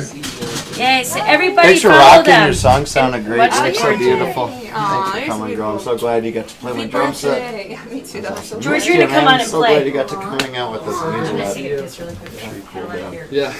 Just warm in this Smash basement. tonight, man. Yeah, it gets kind of hot. That's nice. Great set, Yeah, man. thanks, man. Thanks for playing me in Smash. Oh yeah, of course. Yeah. Yeah, Georgie. good to see you. Giorgio. Yorgo. We can reduce the number of chairs a little bit so we can just make more space. Don't move anything yet. Let Alex do changes. I'm right here on the live stream on Facebook. Hello, Yeah. everybody. I'm not. Oh, Alex George White. is the host. I'm George Costas. Nice to meet you. Let's go, George. Let's go. Good luck tonight, Shivas, says Shirion. Good luck tonight. Break a leg. Mhm. That guy in the top right. Come back. Just talking about Link. So I don't know. Fran, Whoa. We're doing something different here right We're online. I don't Yeah, know what we you're are. why doing. don't we, Franny, I'm What? gonna walk them What? out. Why don't we get Mykele Where is Deville he? on, and you guys can kind of start interviewing Where is he? him. now. Yeah. Well. You wanna do that on your lonesome, or you wanna play this game with a good body? I'm about to fight you, bro. Yeah, you think? Yeah, you'll probably do pretty good. I'm not actually. George about to Not get actually whooped. good. I'm only only barely able to survive in this game, really. But that's saying a lot. It used to be good back when just rolling and back throwing and brawl was all you needed to do. Hey, it's still best Welcome option. our next guest on, Francis. Hey, Mykele Deville, oh my goodness, it's an honor. Right there, You right can there. be nice and like Thank you this. so much for coming here, man. So Man, thank you so everybody much for out having me. in You mean George? Yeah, George is cool. George is Francis, we'd like to welcome Mr. Mykele Deville What's up, y'all? How y'all onto doing? White Mystery TV. He is an incredibly talented performer, poet. How else would you describe yourself? Just a performer, actor, curator, Yep. rapper, poet, Community leader. a friend. I am a friend to all. yeah. Man. And Play what? Smash Bros at all? I do. I used to back in the day. Like Yes. maybe very. I Back us out of played this. Melee. Yes. Melee, that's Melee the like real a stuff. bunch, and Yeah. everybody Melee picked their stuff, characters, yeah. and Yeah. it was insane. I'll let you guys I was play. Marth. Okay. There you go. Marth's pretty good with this one. All that countering, man. it George, just, take like, control. yeah. Mykele, do you want to use the red? Oh, yeah, one? for sure, Or for you sure. could use the black one if you get. Oh no, this is straight. This Is that is all right? great. Yeah, as long as it's not. Cool. All right, George. Okay, so Let's Super go. I'm so excited. stoked to smash with you. Yeah, It's man, I exciting. probably suck, but I don't care, man. That's Like, all You right. can move the mic over a little bit. oh, word. Towards me. Am I quiet? I was like kind of, it's like in your face. Oh, okay, yeah. sorry. No worries. Maybe you're right. What's up, y'all? How's that look? It's Is that better? Is that good? Okay, cool. Cool. Shit. So what's new, man? After postdoc, what have you been doing? Oh man, just performing. I have a poetry collective. I started at the top of the year that released its first album Incredible. like a couple of weeks ago over at the Steppenwolf Theater. Okay. We're called. Yeah, it was great. You guys released it yourselves? Yeah, we released it ourselves through Bandcamp, Spotify, SoundCloud, and it's like hip hop, narrative and lyrical poetry almost. Mostly, my girlfriend's in Various it, Mackenzie Chin. artists? Yeah, it's just me, my girlfriend Mackenzie Chin, who's a really wonderful poet and actress in the city, and my boy Jeff Austin, who plays with a band called Eggs. And he's a drummer, and he's also a visual artist, working in a lot of museums and stuff. And we just kind of put this kind of group together because I'm like a rapper, but I also like write all of this poetry. And she's a poet, and we wanted to kind of like make it more cinematic. Well, in a way. congratulations. What's Thanks, the name man. of it? It's called Growing Concerns Poetry Collective. Growing the album Concerns. is We Hear, Thank You for Noticing. Okay. Yeah. Everyone at home that's listening, make sure you look that up and check it out. Growing Concerns Poetry Collective, y'all. Check it out. That's the real Chicago stuff, Americana, man. It's so modern, much. modern local news at this point, man. If you want to know what's going on, you got to listen to the artists. Here in Chicago You know? specifically, you can't be in this city and not be politically like in tune because of just the way the city runs, and it's so many perspectives and so many like artists pushing that perspective, their perspectives, and yeah, it's just a special city to be in. I'm trying to absorb as many as I Yeah, man. can right now. I'm trying to learn what I can. It's hard to always form exactly my own opinion without talking to enough people. Yeah, You know? it's tough because they can definitely influence the way you listen to things or hear things. It's how you hear things. I think that's very important. Like who you hear them from. I fall in love in basements all the time with sounds that I would never hear on a mainstream level. Not even a mainstream level, but like a continental level even. And so like, Mr. Saturn! Let's go. Wait, did you pull that? Or are the items You on? guys like beat it out of me. I don't know what happened, but it just popped out. I think items are on too, so I don't know what that might happened. be it. That was ridiculous. Yeah. I would like to have your opinion on something. Just, I guess the idea of dealing with this new alt-right, quote unquote, the modern Nazis and fascists and national socialists in our country. I'm trying to form I was trying to do a SWOT analysis. Are you familiar with the term where it's strength, opportunities, weakness, and threats? It's a way to if you need to make a decision, you sort of write down SWOT, strength, weakness, opportunity, threat. And then for whatever decision you're trying to make, you sort of list all the strengths and all the weaknesses and all the opportunities and all the threats, and it sort of helps you make decisions. Damn, Pete, you're going hard. And a lot of people on social media right now are saying like, let's go punch these Nazis. We need to go kill these motherfuckers. Like there's no place in America. We can't tolerate this stuff. You know, and not just like anti-fascist organizations, which are the like sort of the only people I would want pursuing it violently because they have the training and like they've been ready for this like their whole life sort of thing. There's a sentiment where it's like normal civilian people need to go in the streets with baseball bats and chains and start like street fighting Nazis, and I'm saying maybe that's not the best way to go about doing things like right now, and people are like, well, we can't tolerate this either. So where do you stand on just like on Nazis, or just like how dealing to deal with it the violently problem? versus non-violently? I'm trying to make this like in my head like what's the best way to deal with it as opposed to just like having a louder voice or just going out there and beating their asses. Well, I mean, we faced so much in the past, in the past, and in the present, and in the future, as people with multiple experiences of what America truly is. Like I live in a specific America, whereas you probably live in another one. Yes. You another one, just depending on sometimes your gender, the way you look, and the access to those stories and those voices are shunned out. Because sometimes people take the perspective of maybe we need to shout louder than the next guy. And I do feel like hearing ideologically where some groups stand and how they choose to pursue resistance is effective in fighting groups that have abhorrent views, right? Is ways in which to resist without being violent, but I think that forceful. Well, is ways in which to be confrontational to certain problems within society, intellectually, physically, and verbally. Yes. And I think many different people have different justifications of why they feel like physical force is the only way that they'll be seen or heard. Certain people's existence is programmed within the entire American machine, the whole experience, for their voices to be erased.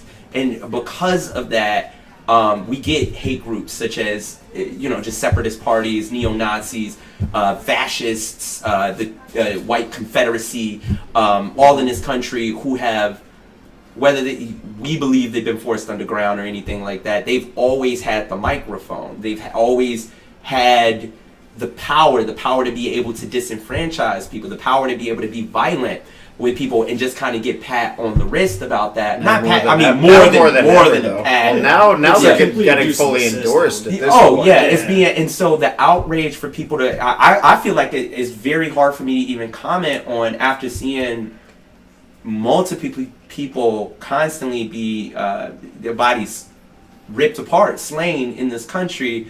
And usually the conversation is like, okay, they need to calm down. These people need to calm down who've been wrong historically, systematically. And when it's a thin line between like rioting and a thin line between making sure a city knows that you're there, making sure they understand these are your streets, these are the businesses that we go to every single day. And if you care more about this business, if you care more about this than my entire existence, my family's existence, maybe you do need a wake-up call, and the only way to wake up people sometimes in that bubble of power from complacency is violence. Nothing in this country has been really gained without it, and it's ways to be able to be, like I say, confrontational and violent that really, like, I don't know, lets people know that you're there, and also gives them a more three-dimensional picture of who you are and your experience. And if you are touting hate versus the stopping of hate, and we are, as people who are musicians and artists in general and work in artistic fields, more sensitive to conversation and more sensitive to dialogue and saying, let's sit back and think it out. Sometimes the direness of doing that allows people to be slaughtered, allows people to be, that kind of like wait and think mentality sometimes has led to the destruction of bodies anyway. And it's the worst problem in America is apathy. I mean, like, let's be honest, That's how Trump got elected. Yeah, that's totally how Trump got elected. And that's not even just straight up apathy. That's systemic apathy abused by government. I mean, people responding to. You got to think. I saw somebody say something really, really eye-opening the other day. It's like, think about not just a lower class like white person in a rural place in America, but just the same middle class person in that same rural place in America, right? Who lives in a homogenous space, which is a lot of America.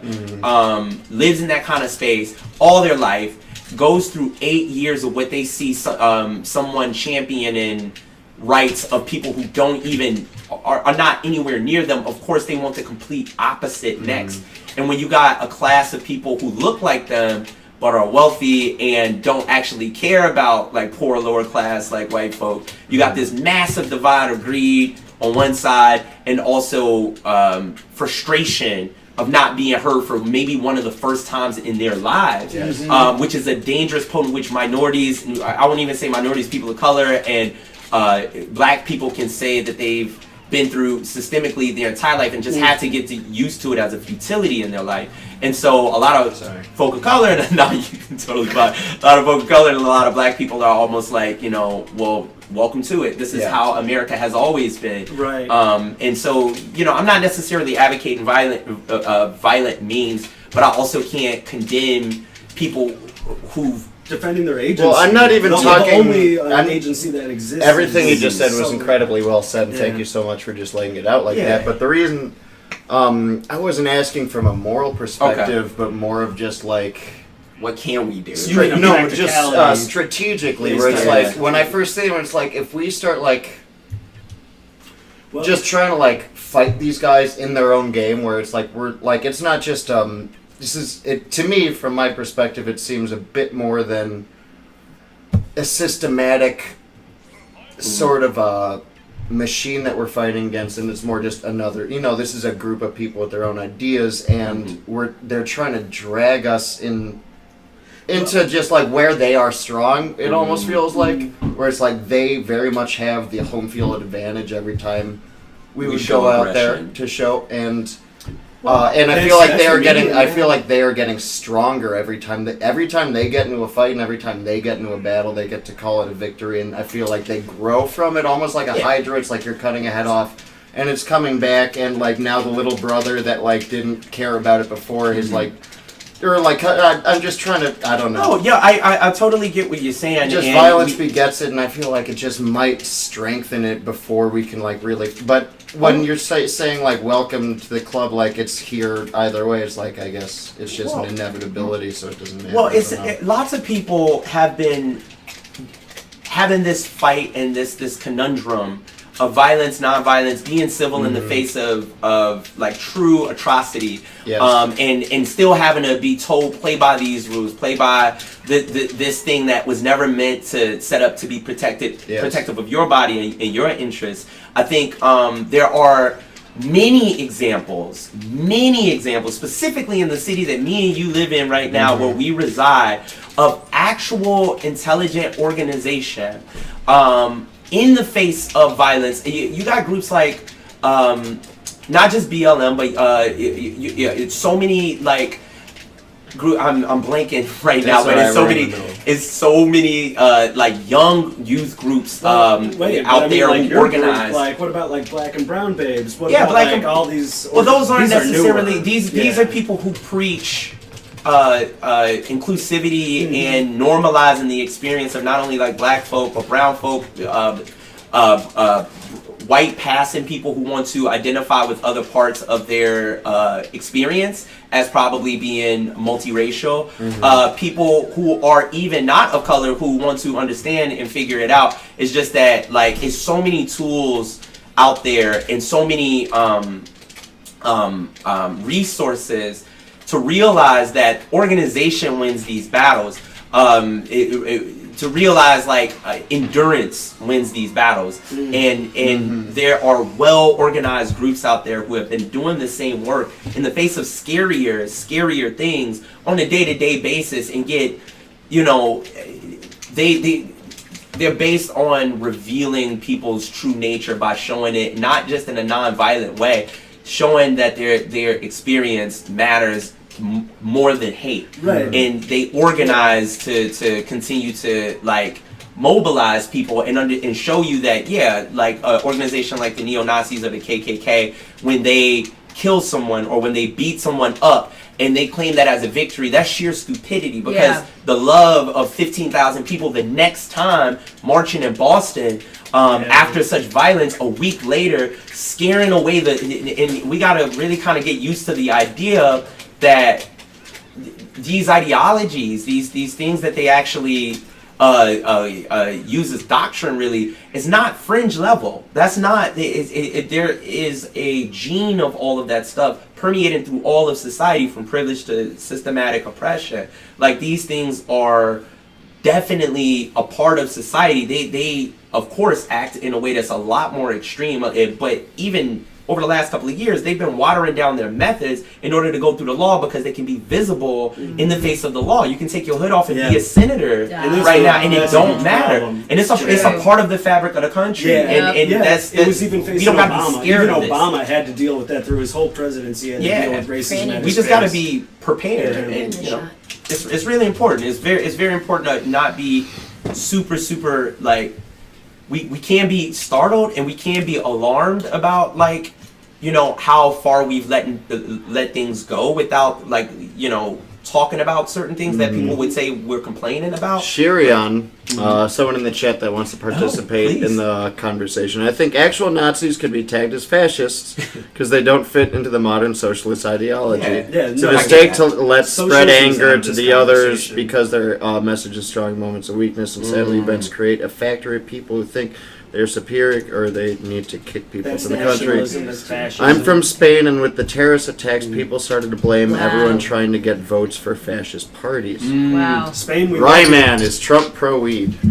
I don't know. No. Trump is not pro-weed. I think he's pro-coke. No, he's definitely pro-coke, and he's got rocks falling out of his nose on the fucking But no, Jeff Sessions tried to make moves against legalize cannabis at a federal level, right? He was gonna try to initiate prosecution of these people, and like whatever, the regular government was like state laws or something. I don't know.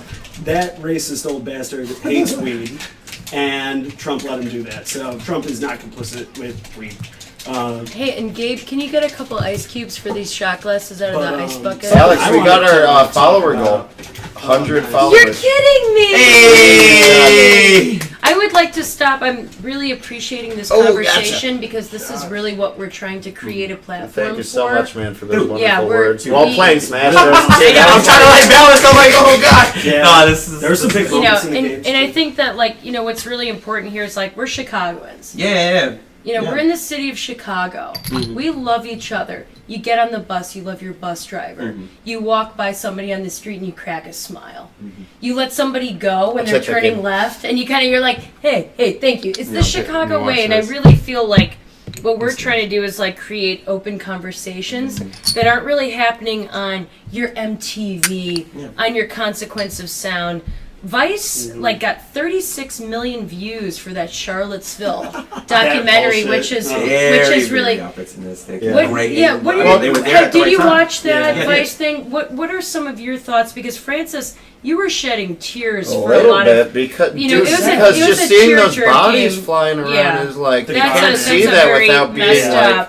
That's terrorism. And Vice very much. They probably saw it coming, but at the same time, it's like, why wouldn't they be there if they've been like doing this stuff this whole time? And it's like they've been trying to cut their niche and their market. It's like they're like and put HBO back on the map.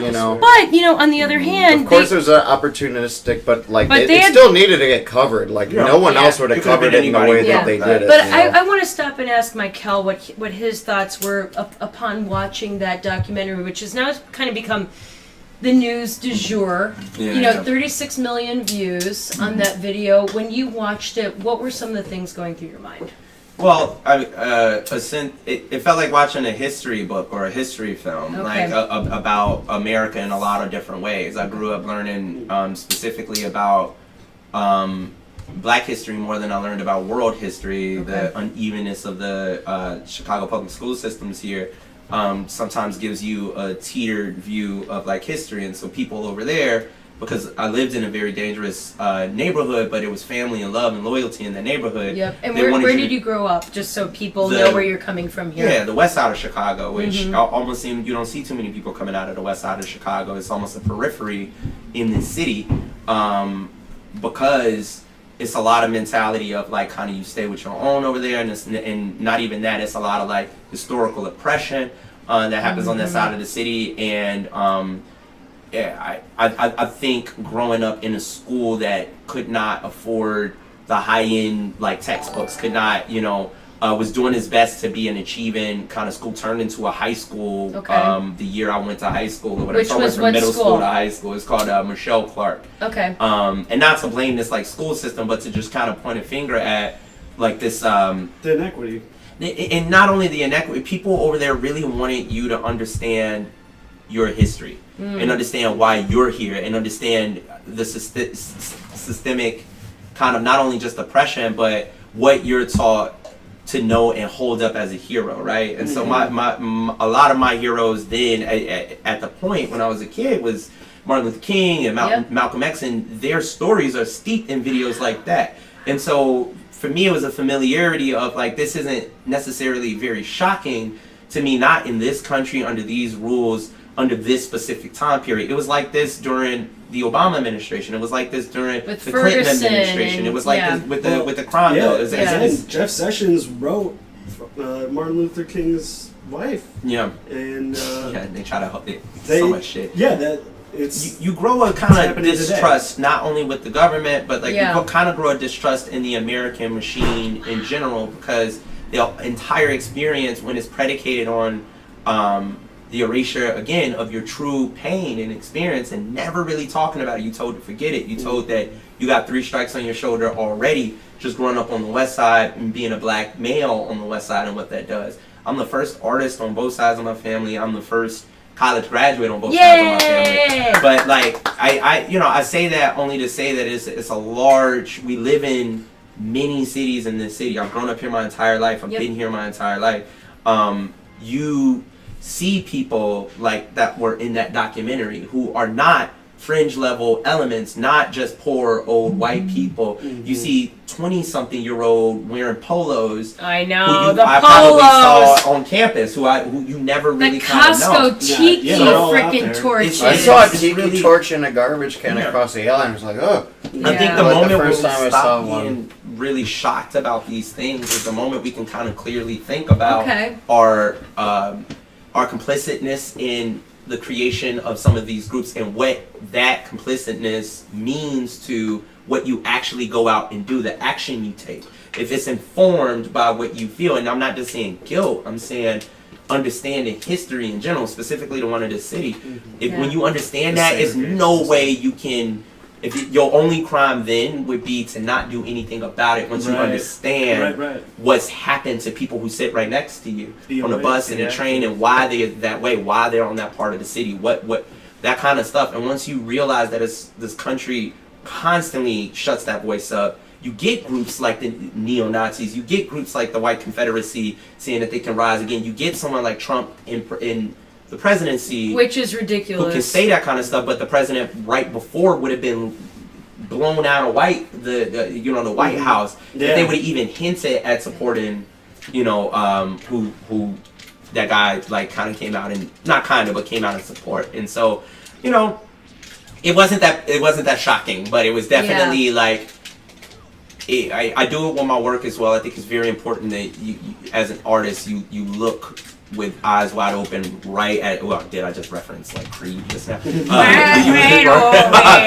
You look directly at the things that are like scary, and you have to. That's your job. You have to describe them. You have to tell people, because people need conscious music. People need that in their ear. And what I want to say, so like kind of like rewinding a little bit on this conversation. We met you at Postdoc. Postdoc, man. Which was a festival that White Mystery played, Kelly Hogan played. We just saw your DJ at Mustache. Yeah, Tony. Yeah, Yep. Tony. And we were so blown away by your spoken word, by your performance, just the uplifting nature of it, the honesty, the eyes wide open, kind of feel of it. And I hope that in a couple minutes that you might actually like to perhaps do a spoken word for us. We can take you over to the music thing. Fran can just do like a kick drum or something. Hell yeah. And I can do like a little rhythmic guitar. But I think what's really cool about having you is that I think you're a great performer, and you came and took the time to join us. Of course. And before we even get into more of this kind of like more dialogue, let's get to your music. Let's talk a little bit like about your music. Yeah, he was just talking about his poetry album that just the collaboration. EP. Yes. So tell people, because we have a lot of people watching that are watching on computers. Yeah. So they can technically open another window and check look it out. you up. That'd So be great. how do people? Is it on Bandcamp? Tell people how to find you. Yeah, we're on. Well, I'm specifically under my name, Mykele Deville, which you can find in the description. Mykele. Deville, like Cadillac Deville, I guess. I'm on Bandcamp, Spotify, and SoundCloud. Okay.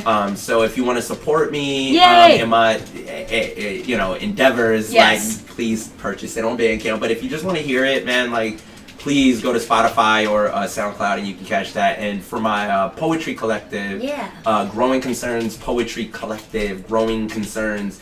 We're on those same platforms, so SoundCloud, Bandcamp, and Spotify. So Mykele Deville and Growing Concerns. Yes. On SoundCloud, Bandcamp. If you're watching on your laptop or on your PC, open another window, open a new tab on your Safari or your Explorer, and pull it up. Follow him. We're very flattered to have Mykele on because he's super busy. He's playing 2 shows on Sunday, August 27th. So one of the big shows, actually, Fran, you might know this, but we had talked about the Do 312 7 Deadly Sins anniversary party. Yes. Where basically Do 312, who's actually one of our media partners, we can pull up our sponsors super quick and thank them again. We've got Do 312, Soothsayer Hot Sauce, Lagunitas, Deep Eddy Vodka, which we're going to do a shot in a second. Oh, yeah. Taco in a Bag. Do 312 is celebrating their anniversary. They're hosting our stream. They're like our media partner for this month. So basically, they're having an anniversary party, and they're representing each of the 7 deadly sins. Just taunting? He's taunting. Show me your boobs. We need nice work. So we got Gabe with the clutch bottle opener action. I want to do these shots for these 100 followers. Okay. We reached our goal. Yeah. So happy. Well, you guys are playing though. though. Question later. Can I just go on? Well, really quick, Sunday. Check him out. Sunday. It's the East Room. It's that back patio where Rock and Roll Market is for all of our followers who know Rock and Roll Market. It's the backyard of the East Room. Mykele's playing. Do you know what time you're playing? I am playing at 3:30. Early afternoon. Early afternoon. Come So around 3. I'll see all the bands. Their event, I believe it's free. It's the Do 312 7 Deadly Sins Bash. Mykele's playing. Absolutely Not, I believe, is playing. Yes. I am representing one of the deadly sins, which is wrath. Yo. And actually, right now, totally Wrath. Before I know, I'm totally Wrath. It's hilarious. I've seen your Wrath. It's good. I know it's very scary. It's very similar to my mother's. But Yeah. really quick though, so they have all 7 deadly sins represented. It's a free party. It's 21 and over. Do 312. We love you guys. Thank you for always being super cool to us. But stop, guys. I have a question. Okay. You got a question. This is an issue that I actually had a phone meeting on before the stream began, which is we need people for our dunk tank. If you would like to volunteer for the Alex White Wrath Do it. Deadly Sin dunk tank, Are get you your gonna be in it? ass. Are we going to be able to dunk you? See, I was really trying to avoid that, but I feel like I'm gonna have to get in that dingy, algae-filled dunk tank water. I don't think you have to. You've had a long summer. I don't think you got better. I basically I said that I would help them as long as I didn't have to get in the dunk tank. Because Francis and I, so you're playing also the Logan Square Food truck social. Yeah. Alex, when is that? But Same day. Same day. Okay, And Francis and I are playing the Slippery Slope anniversary party that day also at 5 p.m. and Hannibal Burris is DJing with DJ Tony Trim, who's his DJ. So if I do get in the dunk tank, I would like to do it after our set at Slippery I don't Slope. think you have to get in the dunk tank. I might have, shots. you know what, I might have to do it because you. motherfuckers are gonna have $100 like, bills trying to dunk my ass. So I'd like to make a toast. George, you can take a sip of mine. Thank you so much. We love you. Thank you so much for joining us. We're gonna have you perform. You're talented and lovely. Oh, y'all are amazing. Thank you. And also highly intelligent. Thank you, keep Eddie back up. So let me ask this artistic Mykele Deville question. So when I found out about you, it was probably like I don't know, maybe 5 or 6 months ago or something. And like Peace Fam, it just came out. So I want to know, like, how did you write Peace Fam? How did you get that done, and how long did it take? Like, what was that process like? And what is it? Because I don't even know. Oh, it's that. So it's my latest mixtape. I've only been rapping for about a year and a half, and I put out 3 tapes within that time. And wait, can you name them? Yeah, the first one is Super Predator, the second one is Each One Teach One, and the third one is Peace Fam. And I put out Peace Fam this year in April. It took me 2 months to write it and 2 weeks to record it at Audio Tree. Okay. Oh, nice. Yeah, there's really good people over Dude, there. our friends tuning in are recording at Audio Tree right now. Love those. Live streaming. Or Treehouse? Treehouse? Oh. Yeah, Treehouse, Audio Tree. Not the same, but what's with the trees? Continue. No, I wrote that album in like a crunch time because 2 months is good though. Yeah, that's more time than I thought it might have taken. Like, cause you're pretty prolific. I really write a lot and I do well under deadline, and so I got a Red Bull Sound Select show in maybe March, and through Consequences Sound and Red Bull, and at that time I only had my second album out, Each One Teach One, which is dedicated to my 9-year-old niece. And I'm just like an artist who like I love like just constantly making stuff. I was a previous like actor and a writer, and I'm performing that album so much. To me, it's so much, but people still don't know who I am. So I'm like, for them, it's new. I know who you are. I appreciate that. And plus, honestly, like just like on a real like marketing level, you have a very distinctive name. Thank you. Yeah, there's a song about that. It's very memorable. With the Y in it, it's very memorable. But continue. I really wanted to write an album that would, number one, buoy off of the success of getting the Red Bull Sound Select show, knowing that they'd have to write a piece about like me or the show itself. So why not give them something to write about? So I gave myself like a month and a half to write the thing. I had been collecting beats for a while, and it was excruciating writing that one because that one, word by word, was like step by step, day by day. Some days you get 7 words out, some days it'd be a whole. You wrote it in the studio? No, I wrote it 3 weeks before I went into the studio. About like, and I wanted it to be something that was specifically speaking to taking up space with intention as a person of color.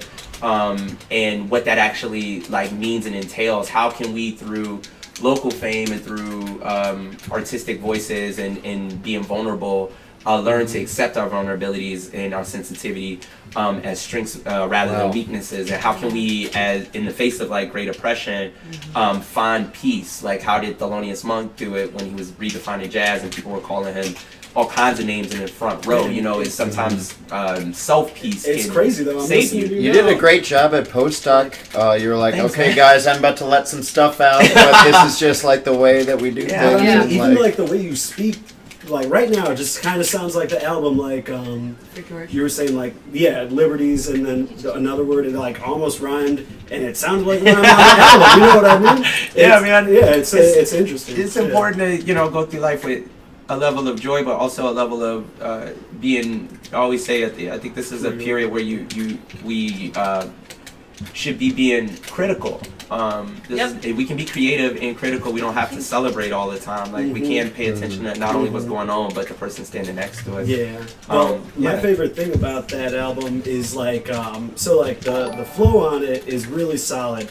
Like you do some rhymes that I wouldn't ever expect coming out of somebody's mouth. Like they're technical and a lot of like similar sounds in multiple words repeated that. Alliteration, sort of. Yeah, some good alliteration, but also like my favorite part about that is aside from the technical nature, like you say exactly what you want, and you can tell like when what you're saying, the intentionality's there, and it's like something I respect. Like that's not in a lot of rap. Yeah, I come from a school of like respecting the heritage of rap, and I grew up listening to. Rap almost as a political platform. My dad was a very quintessential '80s rap dude with wearing Kango hats like LL Cool J and big gold Cuban link chains, and would sit me in front of the speaker in front of listening to like KRS-One and Brand Nubian and Tribe Called Quest and all of these people, and I couldn't get dessert if I couldn't rap. If I didn't know what the song was about. It was he was like training you like an Olympian, basically. Yeah, but it wasn't to be a rapper. It was just like it was to survive a very kind of specific terrain in America. And my dad rap was even though we were taught. Or what people think about black men, it kind of always has to do with something with hyper-aggression. Articulation is something that is within that community in different ways. Creating languages in the colloquial nature of like the neighborhood that you're in. And so like rap would be a roadmap to navigate a lot of these kinds of like difficult terrains that aren't really listed three-dimensionally in the media we consume. And so television shows and movies that look like everything was the hood and stuff like that, it was a duality to it because families lived in the hood and people fell in love in the hood and my parents met in the hood and I eat there and I found things to love in space. So how do you describe the loyalty you have for places that are forgotten about by the government, and you have to have a sense of almost non-correctness to a system that doesn't care about you to survive, and within language and everything, and rap kind of did that. It was very, very, very political in that way, and it's about compassion for other people. Yeah, and it was wordy. Passion for life. It believed in the intelligence of its audience, and I try to do that as well. So I don't necessarily make a lot of music that is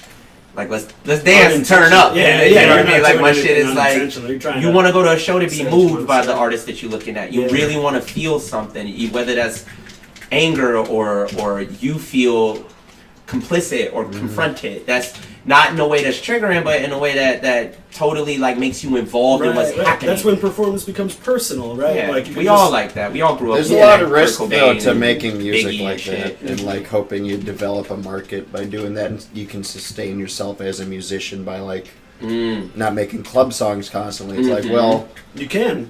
You can. It is possible, but there's always going to be a risk involved. Yeah, and you know what? It's tough, and people are going to be pushing in the opposite way at various points. But and they do, and they do. Yeah, totally. But I'm happy because the whatever little popularity or notoriety any of my music has gotten, it feels really earned, man. Like I started a DIY venue myself here in Chicago, the dojo, and I was really heavily immersed in the DIY scene for about 2 or 3 years, just helping bands play, you know what I mean, like all different genres, all different, and just seeing how vast the stories are. And that's where you learn. Yeah, you learn in your community. You learn when you go to a place where people are willing to tell you what they actually think. Yes. And that's not a bar, and it's generally not or a willing club. to have a conversation, you know what I'm saying? Like, and not just tune out, but just willing to be like, yo, I came into this place to see my favorite band, but I was confronted with a genre that I don't necessarily listen to all the time, and I'm affected by that because I came to see this really wonderful rock band. We throw rappers on that same bill, we throw poets, we throw contortionists, folk singers, like all on the same bill. Comedy, it's no such thing as comedy. headlining. Yeah, comedy. We would have comedy nights, film nights. That's the great thing about Chicago too, man. The amount of shows I played with like comedians and like you said, contortionists, like circus acts, like It really diversifies it gives the audience member the treat of coming to see you, but also turning them on to something that they are a hip hop artist. And just like sensory overload. Yeah, also, you go to a place like that, it's like, well, it was worth the money, whatever I paid to get in here. $10 It's like, to get in or $5 I'm to getting get in a show out of it. It's absolutely. Yeah, like, man. Last time I was at the dojo, which is the spot you're talking about, I saw Millie Mango for the first Millie time. Mango, Yeah, she was great. Yeah, I was like, man, I never knew about this person. This is excellent music. I like the message. I like Even what's in my going own on. basement, I can't count how many times I've been like just wowed by like so many scenes, from the punk scene to the folk scene to the hip hop scene. Of like I'm having in my basement, and I didn't know from Adam, like Yoko and the Onos, and then the Avances, and then like the just Avances wonderful. are awesome. Love those guys You watch so them much. tear a basement up and don't understand why there's like still. Yeah, Well, why you is do there any understand. division? You do understand Yeah, why like yeah. Chicago has so many artists and so much talent in the city. That they can play basements and turn around and go play the Metro and then turn around and go, it's space for everybody. That's how you in make Chicago. pocket money. It's like, okay, we'll play this Here's basement something on I the wanted weekend. to talk It's about like, that kind of full circles this thing, right? So like, my kind of idea about the violent stuff that we were talking about earlier is that there's a lot of manipulation, and that the best way to fight it is through telling your story and like media and love between people, like well-made media. And truthful statements, right? Like White Mystery TV, louder, hit that more, subscribe. louder, more rational voices. like White Now, Mystery Arnold TV, Schwarzenegger like had a Growing good Concerns video about Poetry. it. Although Yes, I need liked his I life. need to interrupt all of you as the mom figure. Yes, we need a of this feminine TV. voice in this just to Well, balance this I out. was gonna say we have to pull up our secret guest on the Skype. Oh yeah, let's Yo, secret guest. So Yeah, we got a so secret we're about to pull up our secret guest. Very excited. And we encourage you also, if you're chatting, and we'll continue this conversation because we're not done yet. We have a. I don't think we're ever going to be done with this conversation. I got a thing I want to get at. I got a good idea. And also, it's going to be so- constantly changing. You is think Andy- you might have yeah, it figured yeah, out. go And it's ahead. like, what about So- the new Nazis? I know. I mean, the whole thing, like, I know that things are really screwed up, but I wonder what's going on somewhere else where the media is manipulating us. Well, but it's You know what I mean? Because like, Andy's here, guys. Andy, how Hello. Do we need the little headset so we can hear him though? Oh yeah, sure. Okay, so Oh, we're gonna have a translation. Where's your situation poker? here. It's somewhere. all on this right, table. guys, everybody. Alex, you're going to have to lead the conversation. Okay, everybody out in White Mystery TV Oh, land. let me smoke it out. I would like for you to all please put your hands together in your personal space for Mr. Andy Animal. Which this thing's working. There's got a delay here, I know there's a little bit of delay. but I think if I turn the volume on your page and turn it off over here, this thing's working. The first time Yeah. I heard about Mr. Andy. I can hear you perfectly though, Andy. Okay. I know there's a little delay. Can you only hear us through the Twitch? I don't know. So just to preface this, But like, wait, we have Andy on, dude. well, like Hang on. introduce him all the way. Well, so Andy Animal Yeah. is maybe I can go like this. Alright. Andy Animal. Alright, there's gonna be a is delay Big now. Bell. He organizes a festival in Catskill, New York, Whoa. called Meltasia, which is a total freak show of rock and rollers. Raekwon is playing. Raekwon. Raekwon. Mongo chef. Asia, that's awesome. Mongo We're Jerry, playing. That's in the summertime. And you can see Andy on the screen over there. Yeah. Do you see this guy? Oh yeah. Wave to us, Andy. Mr. up, Andy? Animal. Yeah. Can you hear us and everything? Is I it- can hear you, but I'm listening to you through the Skype. Okay. Let me see if I turn the You could, volume like, text. off. If I press mute on the Skype, Yeah. and then listen through you, it's going to be delayed anyway. I just saw myself wait like 10 seconds later. Yeah. I know Twitch has a delay. Yeah, there's like a 30-second Twitch delay. Right, because it's mostly meant for. I think everybody in White Mystery TV land is getting this weird echo that I'm trying to work through right now. Here, Fran. Fran, Fran, sit over here. Come over here, Francis. I want you to sit over here so we can kind of like, he'll sit here. So, and maybe I'm just going to look at Andy and kind of read his lips, but, and maybe what we'll do is maybe not ask him any questions so he can just get on his soapbox. Oh my god, this sounds insane. Why did I put this on? I know. The worst. So maybe This is a bad delay. As we do this, our mom is reupholstering our Andy, chairs I'd like to upstairs. point So, out that Israel pizza is the best pizza in the world. so let's maybe even Yes or take no? the headphones off for a second so Sure. you don't get the delay. Is our stream? Did our stream just go down? How about now? Can you hear me live? Let's just. So a lot of people who are watching right now know this guy Andy Animal.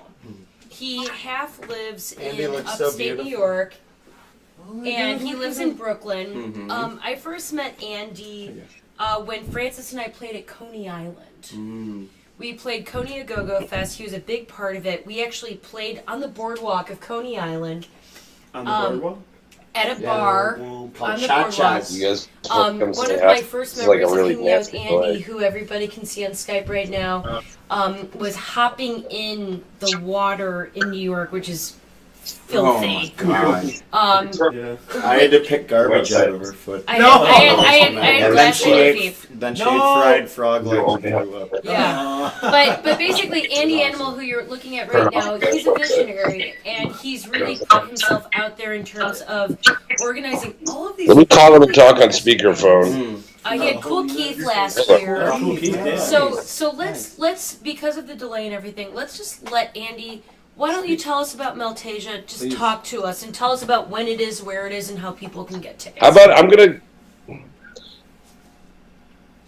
Is he calling you? Yeah. He's calling me. My phone's dead. Why do you answer the phone and put it on speakerphone? It'll be 10 seconds. Okay, we're gonna answer the phone and put it on speakerphone. My Andy, call my phone. It's almost dead, but it'll work. It's Francis's 30th birthday. Hey! At midnight. 30, holy shit, why am Do you have Andy's number?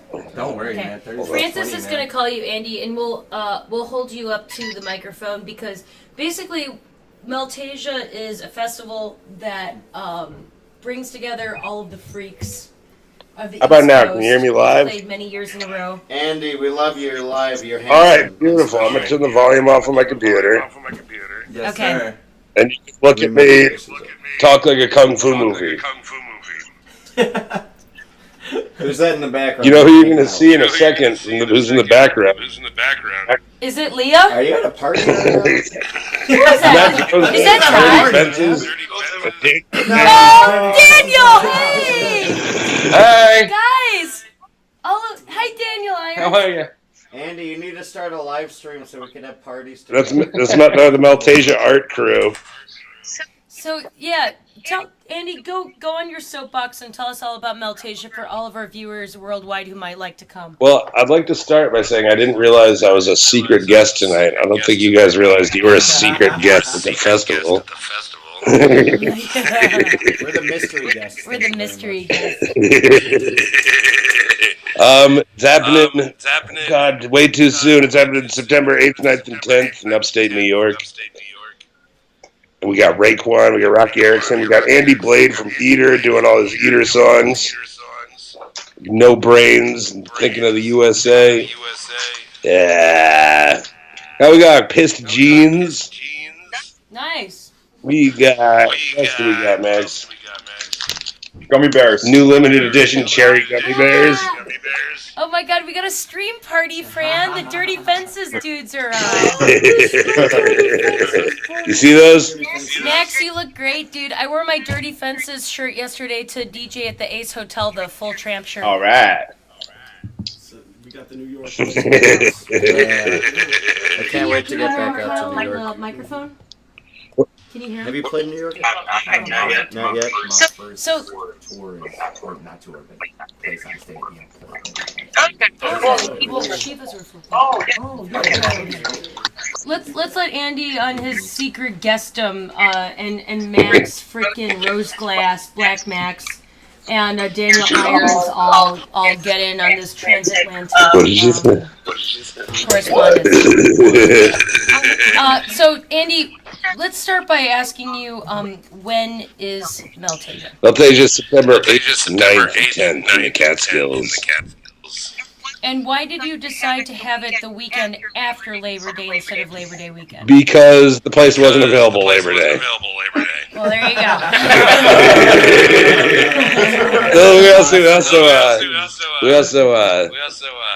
We also thought, a lot of weddings on Labor Day and a lot of family affairs people got to go to. So. Too many weddings. Yeah. Too many goddamn weddings. I hate weddings. So let's ask you number two. So last year, for those of you who are out of the know, Meltasia was at an abandoned zoo in East Durham, New York last year. There was a supposed zebra cemetery full of like. No, I heard there's a rhinoceros skeleton. Andy, is it true that you found a rhino skeleton? The owner found one. It's in like his garage. Wow. Oh, you took it too. So what kind of skeletons are we going to find at Meltasia this year? Leprechaun skeletons. Oh no, that's us! It's an Irish themed resort. Really? Are you serious? Yeah. Is there like an Irish pub on? There is. You guys are going to be playing in it. How many do you have multiple stages? Are you in a place where you can divulge some kind of like logistic details? Like, is there one stage, two stage, pub, inside, outside? What can we expect this year? Yes. Yes. Yes, all of that. There's the big outdoor stage, and then there's like the VIP indoor stage. It's not really VIP. Anybody can go. Everybody's VIP at Meltasia. Andy, I have a question for What's you. that? You've been doing the Meltdown, now it's known as Meltasia, for years. You haven't really been doing it as a business endeavor, at least it hasn't appeared so. There's been plenty of years where you've taken a hit.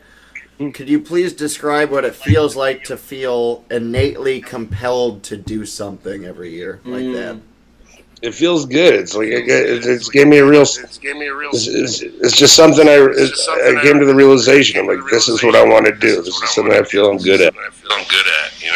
Say that again. Say it one more time. This is something I feel I'm good at, and so it feels good to do stuff you're good at. To take it further and further. There you go. Feels good, guys. Gives you a sense of purpose. Put the fucking video games down, Francis. It's my time.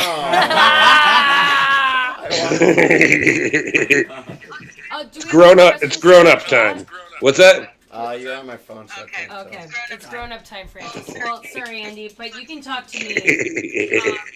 So let me ask you, because you have your art crew with you, what are some of the things that you have to do with your art crew to get ready for Meltasia? Are you painting signs again? Like, do you have a lot of work? Is it not that much work? Like, we're using a lot of glitter.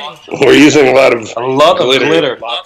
You're going to see in about 30 seconds I'm doing a glitter motion with my hand. Wait, so not a lot of work, but a lot of glitter. A lot of work that involves glitter. Glitter work. We don't have to make as many signs this year because there's a full infrastructure at this place. I loved the signs. Just enough to stay. Yeah, we'll probably recycle a few of those. Yeah. Is Melty going to be on premise, the opossum? Melty opossum, that is what we're calling him this year. Melty opossum. Okay. There's only one way to say opossum. We're going to give him a green outfit. One of my favorite bands that you're booking this year, I think it's like Potato in terms of how you can say it. Is it Judah or Guida? It's Judah. Judah, straight up. Judah's like one of my favorite bands happening right now, where they kind of toe the line between like glam rock and kind of like oi music. I say they're a perfect combination between AC/DC and the Bay City Rollers.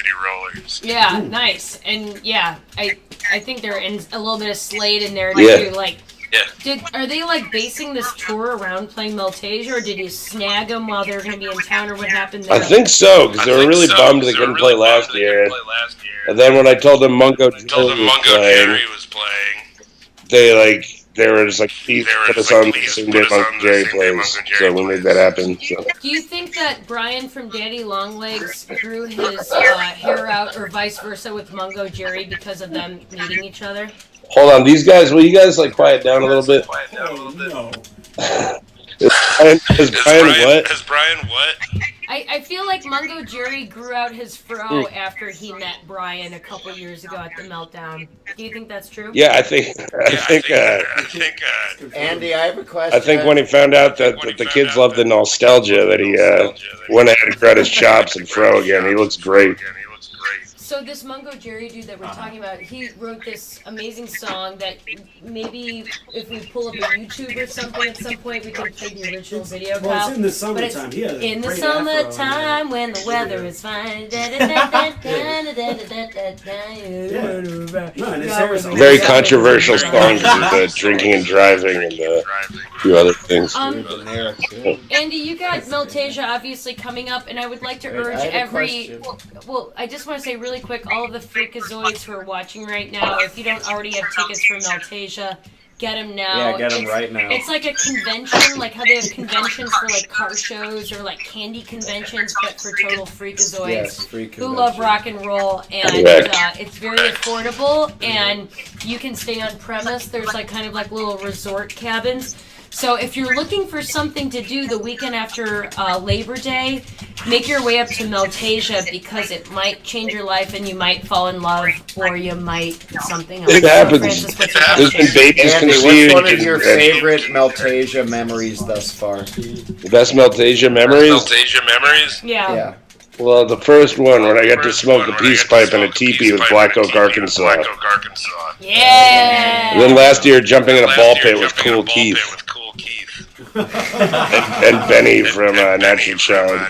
Yeah, Benny, shout out to him. So like the story with freaking Black Oak, Arkansas is that Fran and I were playing in Memphis and we're hanging out with Greg, who used to be not Greg Cartwright, but the other Greg who was in Tiger High and also in Raining Sound, invited us to this studio, and we met this guy who had this like bleach blonde hair and a big beer gut and like a shirt that said Jim Dandy, and we found out that he was the dude from Black Oak, Arkansas, and Andy tracked him down and got him with you got him to play, and his original lineup is off the freaking Yeah.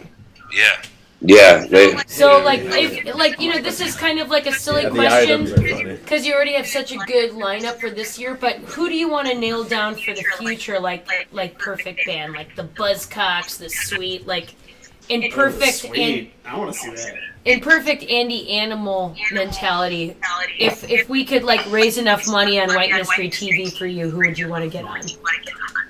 Generation X. Billy Idol. Wow, it's a nice day for Meltasia. I want to see Minor Threat. Yeah. No one's ever going to be able to get Minor Threat. Can I give a call out to a second ago? We were talking about Cool Keith, and I wanted to say, like, last year Sharkula, somebody who I've been following, like, I remember Martin Luther King Prize, like the first title I got by Sharkula, like self-produced Red stuff. So, Sharkula last year came out with a few songs. Everybody should check out those accounts. Sharkula. Together? Wow, yeah, together, man. That's a good name, Sharkula. Oh yeah, in the Darkula, after Darkula. Half shark, half alligator. Half man, half shark, half alligator. I might have that in the wrong order. Before Francis's phone dies, I want to see, maybe really quickly, Fran, if you can, check if there's any questions from the chat, because as Andy called our two goons, who are the two dudes that we brought from Chicago to Meltation last year, I know that they're watching, Brandon and Ryan. But also, the Crumb Bums, you had those dudes who were tabling and selling buttons and t-shirts and stuff last year. Yeah, are you doing vendors again? Yeah. Are you gonna have like a punk mall or what's going on? Yeah, I think we got a lot more vendors than last year. Cool. Wow. We just scooped up some vendors from the Hot Rod show they had there. Keep scoop. So there's gonna be all kinds of vendors. What else before we lose our phone charge, Andy? Do you want to get up on a soapbox and tell us some stuff that you'd like us to all believe? Well, you guys mentioned Ian Mykele there. There's a rumor that he's coming to the festival to see Andy Blade from Eater. Whoa. I probably shouldn't be talking about that. But it's Can we get Daniel Irons to say anything? Is he still in the Daniel! Hey, Say Daniel! something. My sister has a crush on you. Say something Australian. Say something Australian. Speak Australian to us. Good eye, mate. Something Good that eye, lingers. Hey, Have a coldie. I just briefly like to comment. Andy Animal has one of the best voices I've ever heard, and should probably have a television show featuring that well, voice. Andy, where can people find your Yankee Candle reviews? You can go on YouTube and type in sensuous Yankee Candle. Oh. Say that one more time. Sensuous Yankee Candle. YC fan 1985. I have no access to the Yankee Candle page anymore. I forgot the email and the password. Fran, do you want to check I'm gonna the... watch that. It's gonna be hilarious. Hang on one second, Andy. We're going to see if anyone has any questions for you. Can you talk about the haunted house? Oh yeah, there's a haunted house at the festival.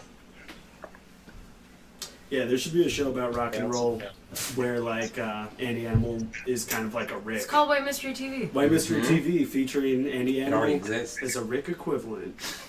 You guys gonna play music videos, or is it just like the modern MTV? Yeah, we can play music videos. Did you want to see something? I want to see. Well, we got Andy Blade performing at the festival. I want to see his old band, Eater. Performing, Fran? No Brains. Eater? The old video for that. Who? All right. Can we make that happen? Heater? What Eater. song? Eater. He's going to be doing a whole set of his Eater songs. Eater, and what's the song? No Brains. There's like a live performance of it where he's playing with a pig's head. Okay.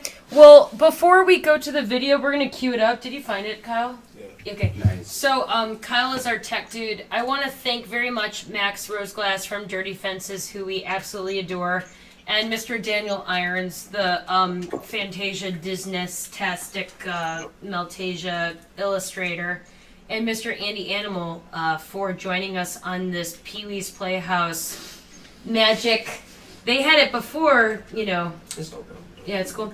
So, Andy, we're going to play this video because you want to see it. And before we do you want to say any parting words before we conclude this Skype session? Meltasia.com. Get your tickets. There's a haunted mansion there, like a fully operational haunted mansion. A 3D clown maze is part of the haunted mansion. There's pools. There's swimming holes. They're the best lineup of bands you'll see in the Catskills ever.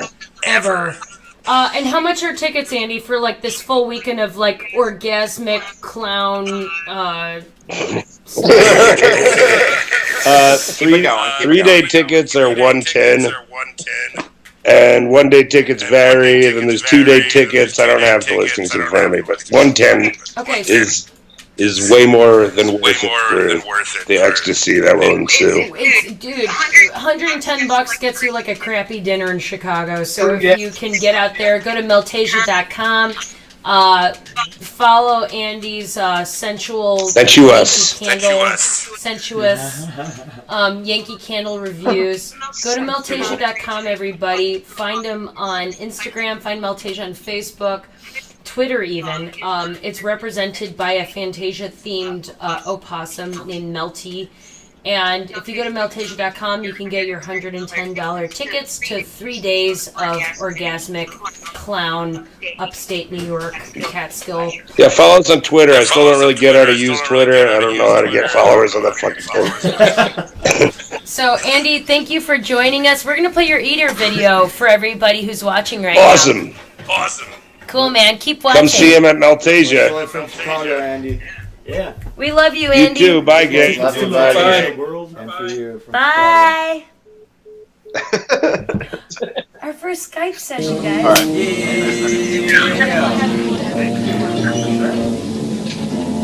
still there.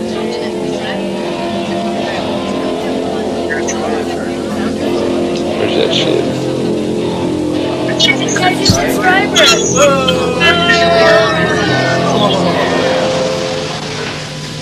Salisbury.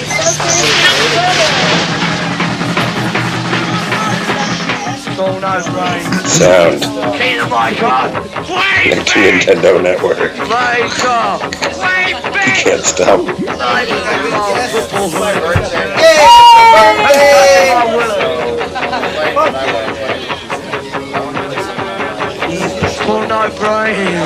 Flash some lights!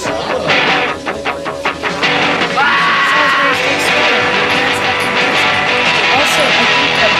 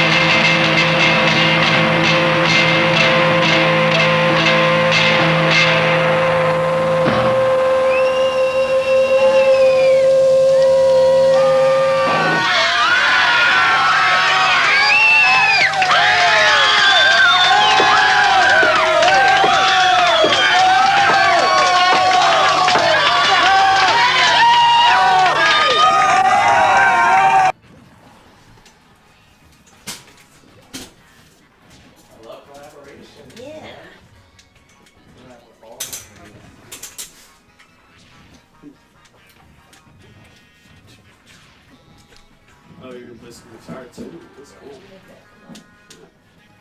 Okay, that looks great. Beatbox.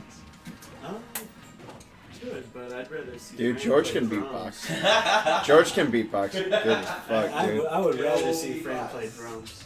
Beatbox is one of the 5 rules of hip hop, man. Indeed, yeah. Beatbox, graffiti, B-boy, dancing, rapping. There's one more though. DJs. Turntables. Yeah, DJ or whatever. Sure. I'm just gonna kind of back you up and you can. Oh my god. You want to get on those drums? Yeah, let's do Go it. put a little boom in there, yeah. I'm coming. Al, do you want to do it? Yeah. Yo. You don't want me to play? Get on there, bro. Give me a spine, man.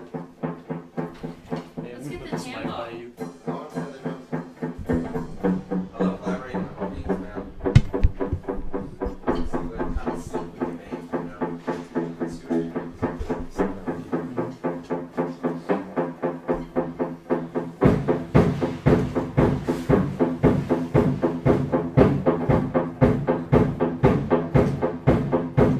How is it, Kyle?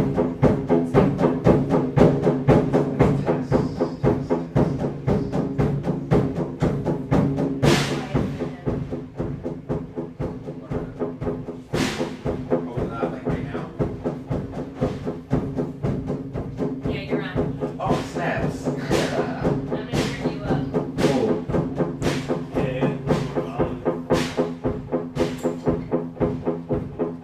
I say we go from somewhere dissonant to somewhere more rhythmic and slow. Yeah. Anything. I love it. Rhythmic instead of dissonant. Okay, we I got it going.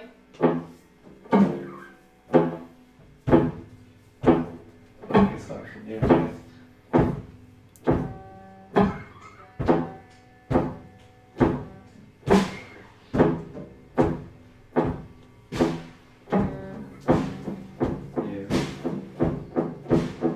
Yeah.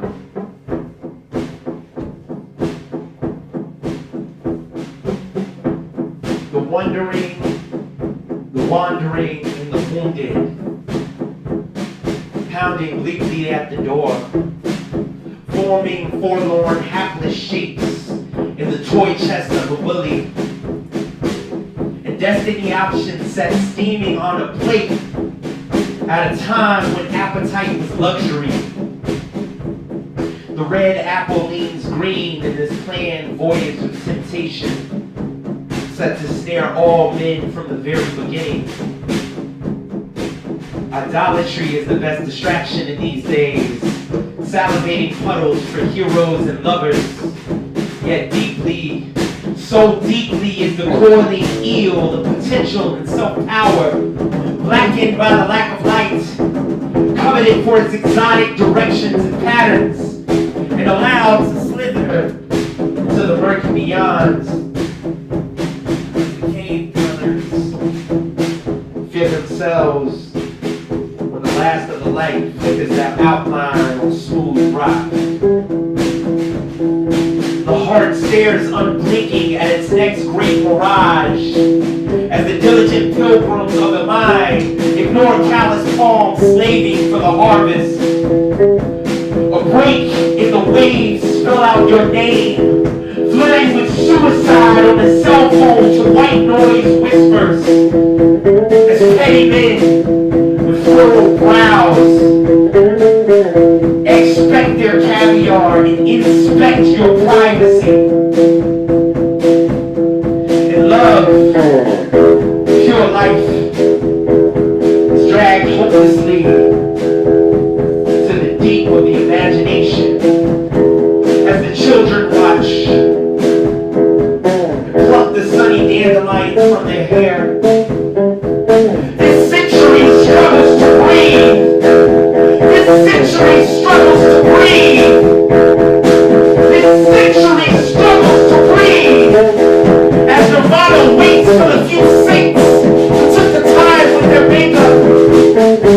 As the last of us crowd and crouch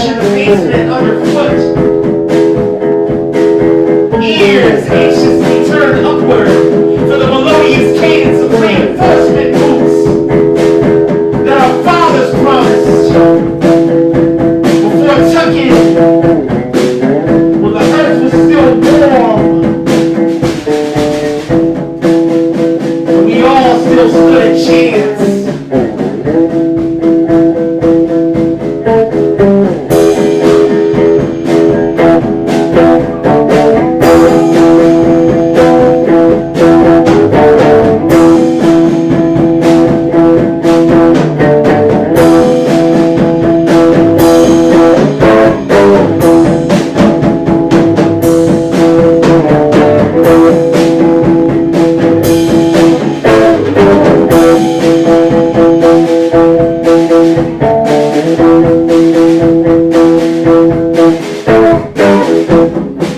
I awake with phlegm on my lips and a murder trial on the news and in the paper and on the phone and at the door and on the computer. It's spelling itself in my cereal and not washing its hands after shitting in my bathroom. Licking the corners of my closet, screaming in the glass window in the kitchen.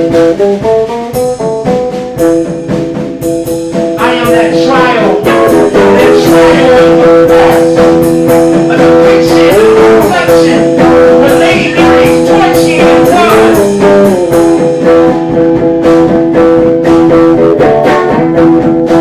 Abused murderers toying with the skin of their human coats. Others leaving the room. Bullet wound trajectories. Panic. Did you really think you had a shot in escaping all of this? The jury has already found you guilty. And there are polls, a lot of fucking polls. And it's trending online and reminding itself to play out another grand viewing behind your sleeping eyes. And who cares? Who dreams anymore anyway?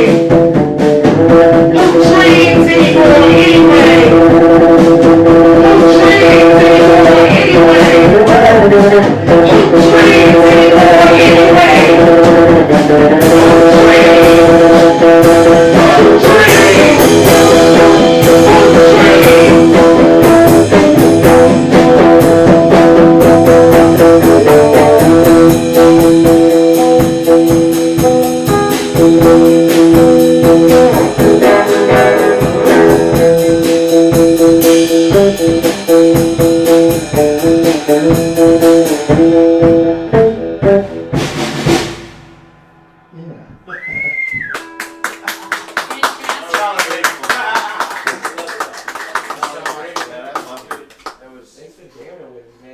If you like what you see, in Wisconsin follow and having you our in a stream. basement perform. It's Francis's 30th birthday. Dude, I love Get At Peace Fam midnight. on Bandcamp too. Yeah, Peace Fam.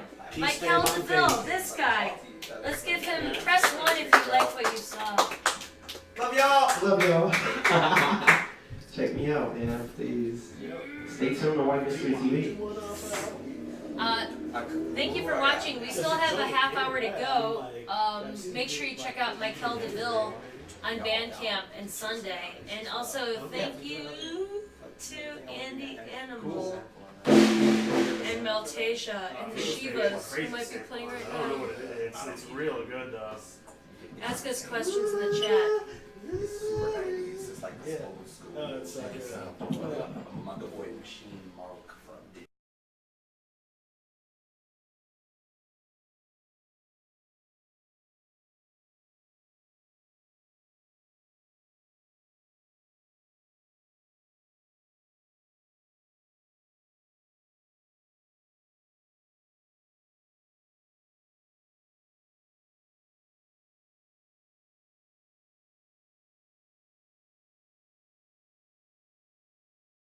What do you need? What do I need to do? Oh, you should do one from the album. he could do the beatbox for you, and then you can do the pattern. Okay. Are we back in White Mystery TV I think land? he can just do it raw. Like he doesn't need a backup on someone if we want that, or if he wants that. Should we shout out to our new subscriber? Yeah. To fix this You guys shot. want to go solo on this one, or get everybody back in? Now everyone can see like the behind the scenes kind of stuff. Should I grab one of these or not? What do you want? One of these? Dude, of course. Please help Everything. yourself. You're more than We- welcome to everything. man. Please. Anything you We want. have I think we have a church key in here too to open Oh, that thing word. up. I think I got Yeah. one of my keys, Okay, cool. too. We're gonna get Mykele back in the middle here. What did you think, guys, of that? Did it sound okay? We're still trying to figure out our audio. Mykele Deville is an extremely talented, important person in our lives. We're grateful to have him. George Costas is a recurring character in White Mystery Land. Yeah. He's got long And he's silky my best hair. friend. It's my birthday. Yeah, I've been here since So this he's guy hanging was, out like, with me. I 13 asked or him to something. come over. Yeah. We love George, and I He's think the only friend I still got. Yeah, Yeah, man. Now I feel you like shit moves. Yeah. I think like one of the most interesting stories that I have about George Costas is when those are all set up for us. Oh, I have a Was when we were in shotgun, too. Sedona, Illinois. So George Costas is half Greek, like we are, and I think a lot of people who are watching are like, culturally similar to us. We're like they're also half Greek. They have to go to Greek school. Yeah. They eat Greek food. Or maybe they they're Greek like, dance. maybe you know they're what half I mean? Italian, or maybe they're half Polish. But whatever. there's like some immigrant experience there, probably. Like the whole Yeah. Eastern European experience. Yeah, like yeah, when totally. parents came over and you were forced to learn the language. Mm-hmm. At the time it seems like a chore, but as an adult you're grateful for it. Yeah, right? yeah, exactly. And so George is half Greek like I wish us. I spoke Greek better. Actually, I still feel fucking so guilty about getting my ass whipped by my Greek school teacher and not being able to learn it because Now, Greek school corporal teachers punishment were- works for some yeah. Greeks, And but not just all. not to Yeah. interrupt, Oh but my our God. dog got a haircut. Devo. He just Our got a dog got a haircut, haircut. and he looks Devo. particularly cute. Yeah, like we are. Devo the dog. He's usually a fluffy guy, but he got a haircut. He got a he's haircut got a today. haircut. Whenever Devo gets a haircut, he's very fancy. I know he looks good. He's like, oh my god. Well, he doesn't like being like that. But But when it's his he's a summer. little It's his. fluffier- It's his summer due. Yeah, you guys. summer Yeah, Do you because get him he's cut hot. 4 times a He year? feels like hot right now. You know what I mean? Yeah. Because he's so. Oh, He's probably used to being like. He's an old guy too. He's like almost How old is he? 13. 13 years old. That's an old Always doggy. amazed. That's an old doggy. That's like my uncle Spiro. He's 97. Your dog's like my Uncle Spiro. He's 97 years old. How you doing? I did go to a 16-inch softball championship tournament. That's this pretty weekend. Greek. I know some Greek people involved in 16-inch softball. But it's very, it's very Chicago. It's very Chicago, yeah, more than yeah. Yeah, but I guess that's where Greece and Chicago meet. It's like 16-inch softball, hot dogs, restaurants in general. We love the hot dogs. Yeah, Greek hot dog joints are great. Yeah. They're real Well, good. Chubby Wiener, which they sponsored our last couple episodes actually. Yeah. Chubby Wiener! Yeah, you've been there. I love You're Chubby being Wiener. legit. Yeah, It's you're awesome. that's the Chubby Wiener. I like the Chubby Wiener a lot. Yeah.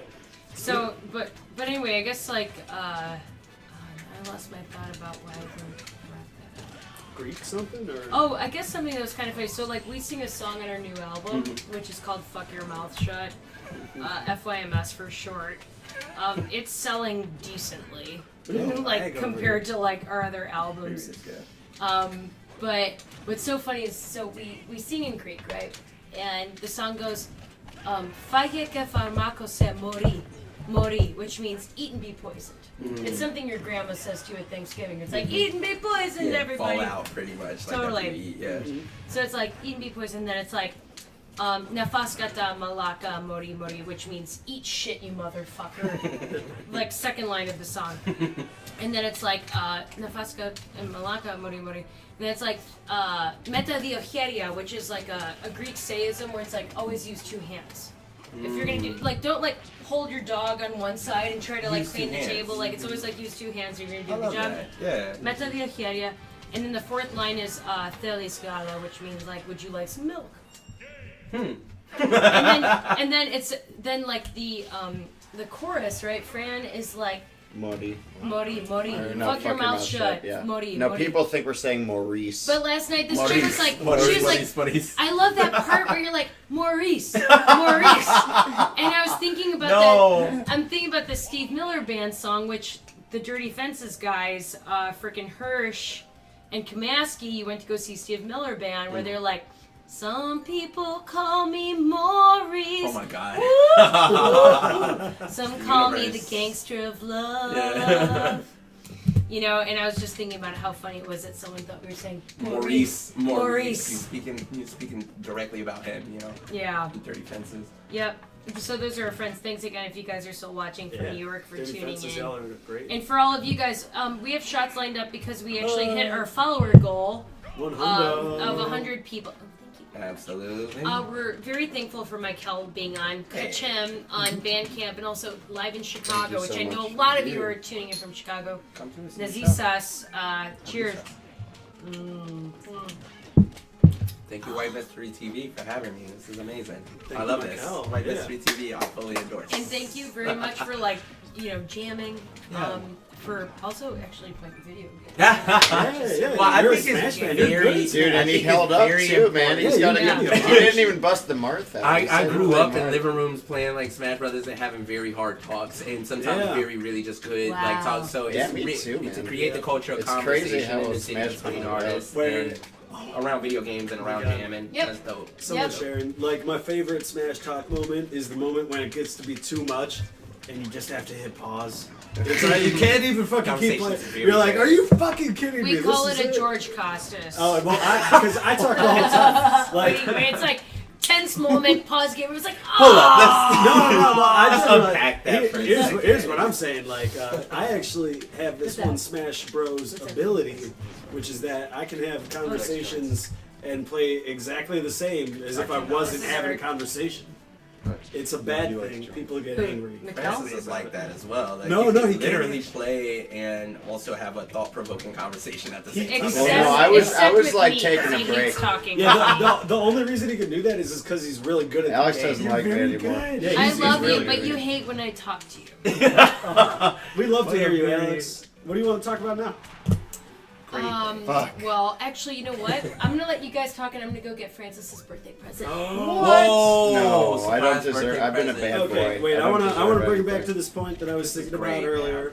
Okay, so it's about this thing with violence and all that. So, like, I don't want to comment on whether I think violence is something that like people should be using. I think violence can't be a tool. It can't be a tool. There's like lots of militias. There's a giant government. There's a lot of reasons to think that it would never help us, and there's a lot of reasons to think that it's absolutely necessary. And I don't want us to get into the is an specifics interesting of that. thing too.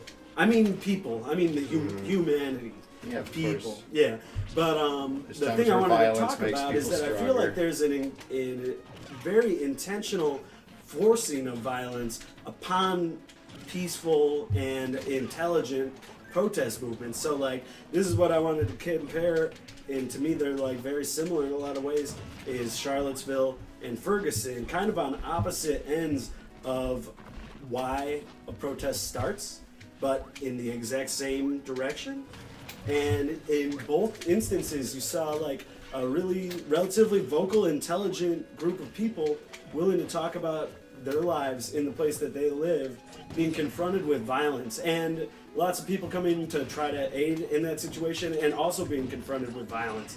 And I think that that is not coming from these protesters. And I think that is my biggest contention right now. I don't want to have that argument with anybody ever again. I don't want to talk about Antifa being violent. I want to talk about normal people who are voicing their very like reasonable and loving opinion about the world, and are being confronted by the government and police agencies and just considerably racist hate groups attacking them, and I think it's like a really brutal thing to see, but I don't want it getting confused here.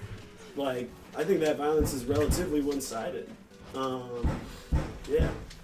So, I don't know. I mean, I just think that's an important thing to look at. This is the George Costas Yeah, this is what monologue George hour. I would like to stop and remind everybody that we have a giveaway. You can win 3-day passes to Riot Fest. You can win this do it. Walkman. We have a Walkman called a Burger Buddy, which is currently sold out by Burger Records. It converts your tape cassettes into MP3s really easily.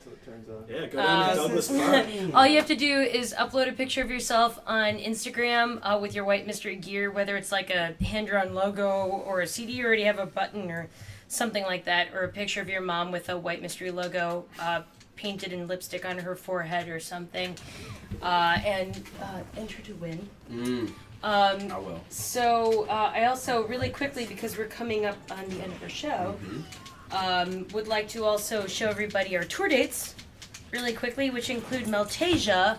We are the mystery guests. Sorry to blow it for everybody out there, but Sunday of Maltasia we're playing, which is the 10th of September. We're playing the Bug Jar in Rochester, New York, which is where I guess it's Jello. an Irish bar. Bug Jar? You said you were playing an Irish bar. Oh, at Maltasia. Yeah. It sounds like it's like some sort of like Irish, I'm not going to say it, resort town. Yeah, something like that. It's an interesting But the idea. Bug Jar we're playing on September 11th, which is a loaded day in Rochester, New York, which is the home of Kodak Film and Jello, because they both use gelatin. Sorry, I thought we were Oh my talking about God. And one Trumpet show. Blossom, we're playing Farnham Fest with Shannon the Clams, September 16th, and a band called Tennis. Oh, so this is your tour up to Maltasia. And after. Okay, so it's like Yeah. you're going into Mordor. And Lord knows, we gotta let people know. So what I'd like to do, Get this birthday boy. Get this. Wait, that's well, he's what- playing Little Mac and he's got the KO They energy. called him the big boy earlier, right? He's the big boy today. Did we have any chat questions, Kyle, before we wrap up? I'd love to see what you got. Okay, so I want to Didn't have to present give me to... anything. Can we listen to Frida on vinyl after this too? Because I haven't listened to it yet. It's not now that it's my birthday. This is Francis's birthday She's present. made me the most amazing handmade card gift my God. every single year. Well, it looks kind of like a 45. Thanks, George. I don't know. I'm just taking guesses here. Let's all remember on Francis's surprise birthday party where George Costas was just walking in and Fran was like, George, what are you doing here? And he was like, I don't know. Although our dad blew it earlier in the day when Fran was like, what are you up to today, Dad? Because they have the same birthday. I'm also gullible as shit. And our dad was like, bartending your surprise birthday party. Yeah, I'm gonna claim. Wow, not Bart my Simpson fault. got me a gift. What is it? It says "Happy Birthday, man." Happy birthday to you. Happy birthday to you. Happy birthday, dear Francis. Happy birthday to you. Couldn't think of a better group of people to be surrounded by for my 30th birthday. Yes. Well, thank you The so much, strippers guys. come I'm so later. glad we're here. Cheers. Never gonna forget this moment. Cheers, Thank you, Albert. Fran, 30th birthday, Cheers. we love Thank you, you. Kyle. God bless. GB phone home. All right, what the hell did I get? Yeah, babe. Whoa, Burger Rex. Whoa. Off the back, you gotta get that No, open. I obscured the address with that. Oh, I Love see. Burger Records. That's who put out that tape cassette player. Yeah? Yeah, Burger Buddy. Oh, that's what I'm So so what slow. you should do? You should, Burger Buddies. you should go in your Burger Buddy, and you should go down to Riot Fest, and you should take a picture of yourself eating anywhere but Riot Fest. But go see all that music. Hell yeah. Go Oh my go God. eat somewhere at Douglas Okay. Park that is in Riot Fest. Okay, Go let's to Douglas build Park. the suspense of Francis opening. Oh yeah, what is it? We got the package open. Thank you so much, Alex. Get in the frame. There you go. All day and all night. Fran House. I'm blue, la da dee da da da. Yeah, Francis knows that song. Perfect song. If I had words, the song from Babe. Oh! No! Babe! Let's go. You all know what Babe is.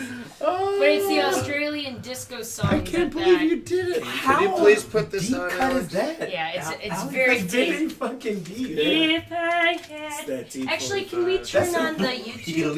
lead 45. You just. It's a 90s dude. movie It's for Fuck. Yeah. It's based off an orchestral score. How specific. by Sebastian Sanz. That Oh, and shit. George Miller, who did George Miller's great. the only movies he's ever done were all the Mad Max movies and Babe, and that's it. Really? He's an Australian guy. I know George Miller did Babe. Incredibly, I didn't know he did Babe either. I didn't No, know it's not his band. It's not the same George. Oh, Miller. it's You're thinking different. like Steve Miller or something. No, I'm thinking of George Miller, like composer. No, but yeah, George Miller, the director of Babe, he's Australian, and this song that she just got me, "If I Have Had Words" by like Scott Fitzgerald the picture of this guy's Yvonne kinda something. There you go. That's it. Look at this guy. It was like a mild disco hit. Kyle's gonna play the Australian You like that guy? choir Yeah, George Miller version. Yeah, he looks pretty cool. Okay. And go full screen. Man, who am I Actually, thinking of then? There's like once this you old get it. composer. I could be wrong.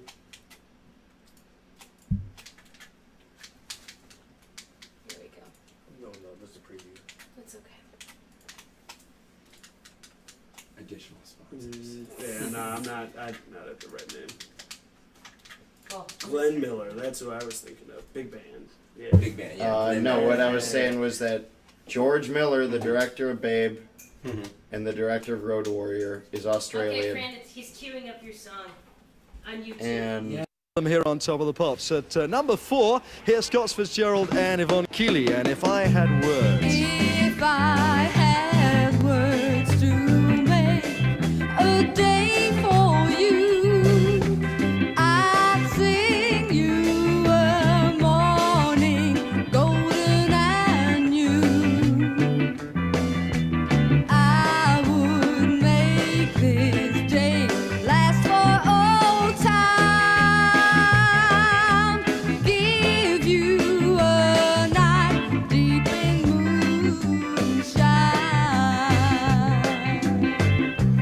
If I had words to make a day for you, I'd sing you a morning golden and new. I would make this day last for all time. Give you a night deep in moonshine. If I had words to make a day for you, I'd sing you a morning golden and new. I would make this day last for all time. Give you a night deep in moonshine. If I had words to make a day for you, I'd sing you a morning golden and new. Golden and new. I would make this day last for all time. Give you a night deep in moonshine. If I had words to make a day for you, I'd sing you a morning golden and new. I would make this day last for all time. Give you a night. There it is, Scott Fitzgerald and Yvonne Keeley. And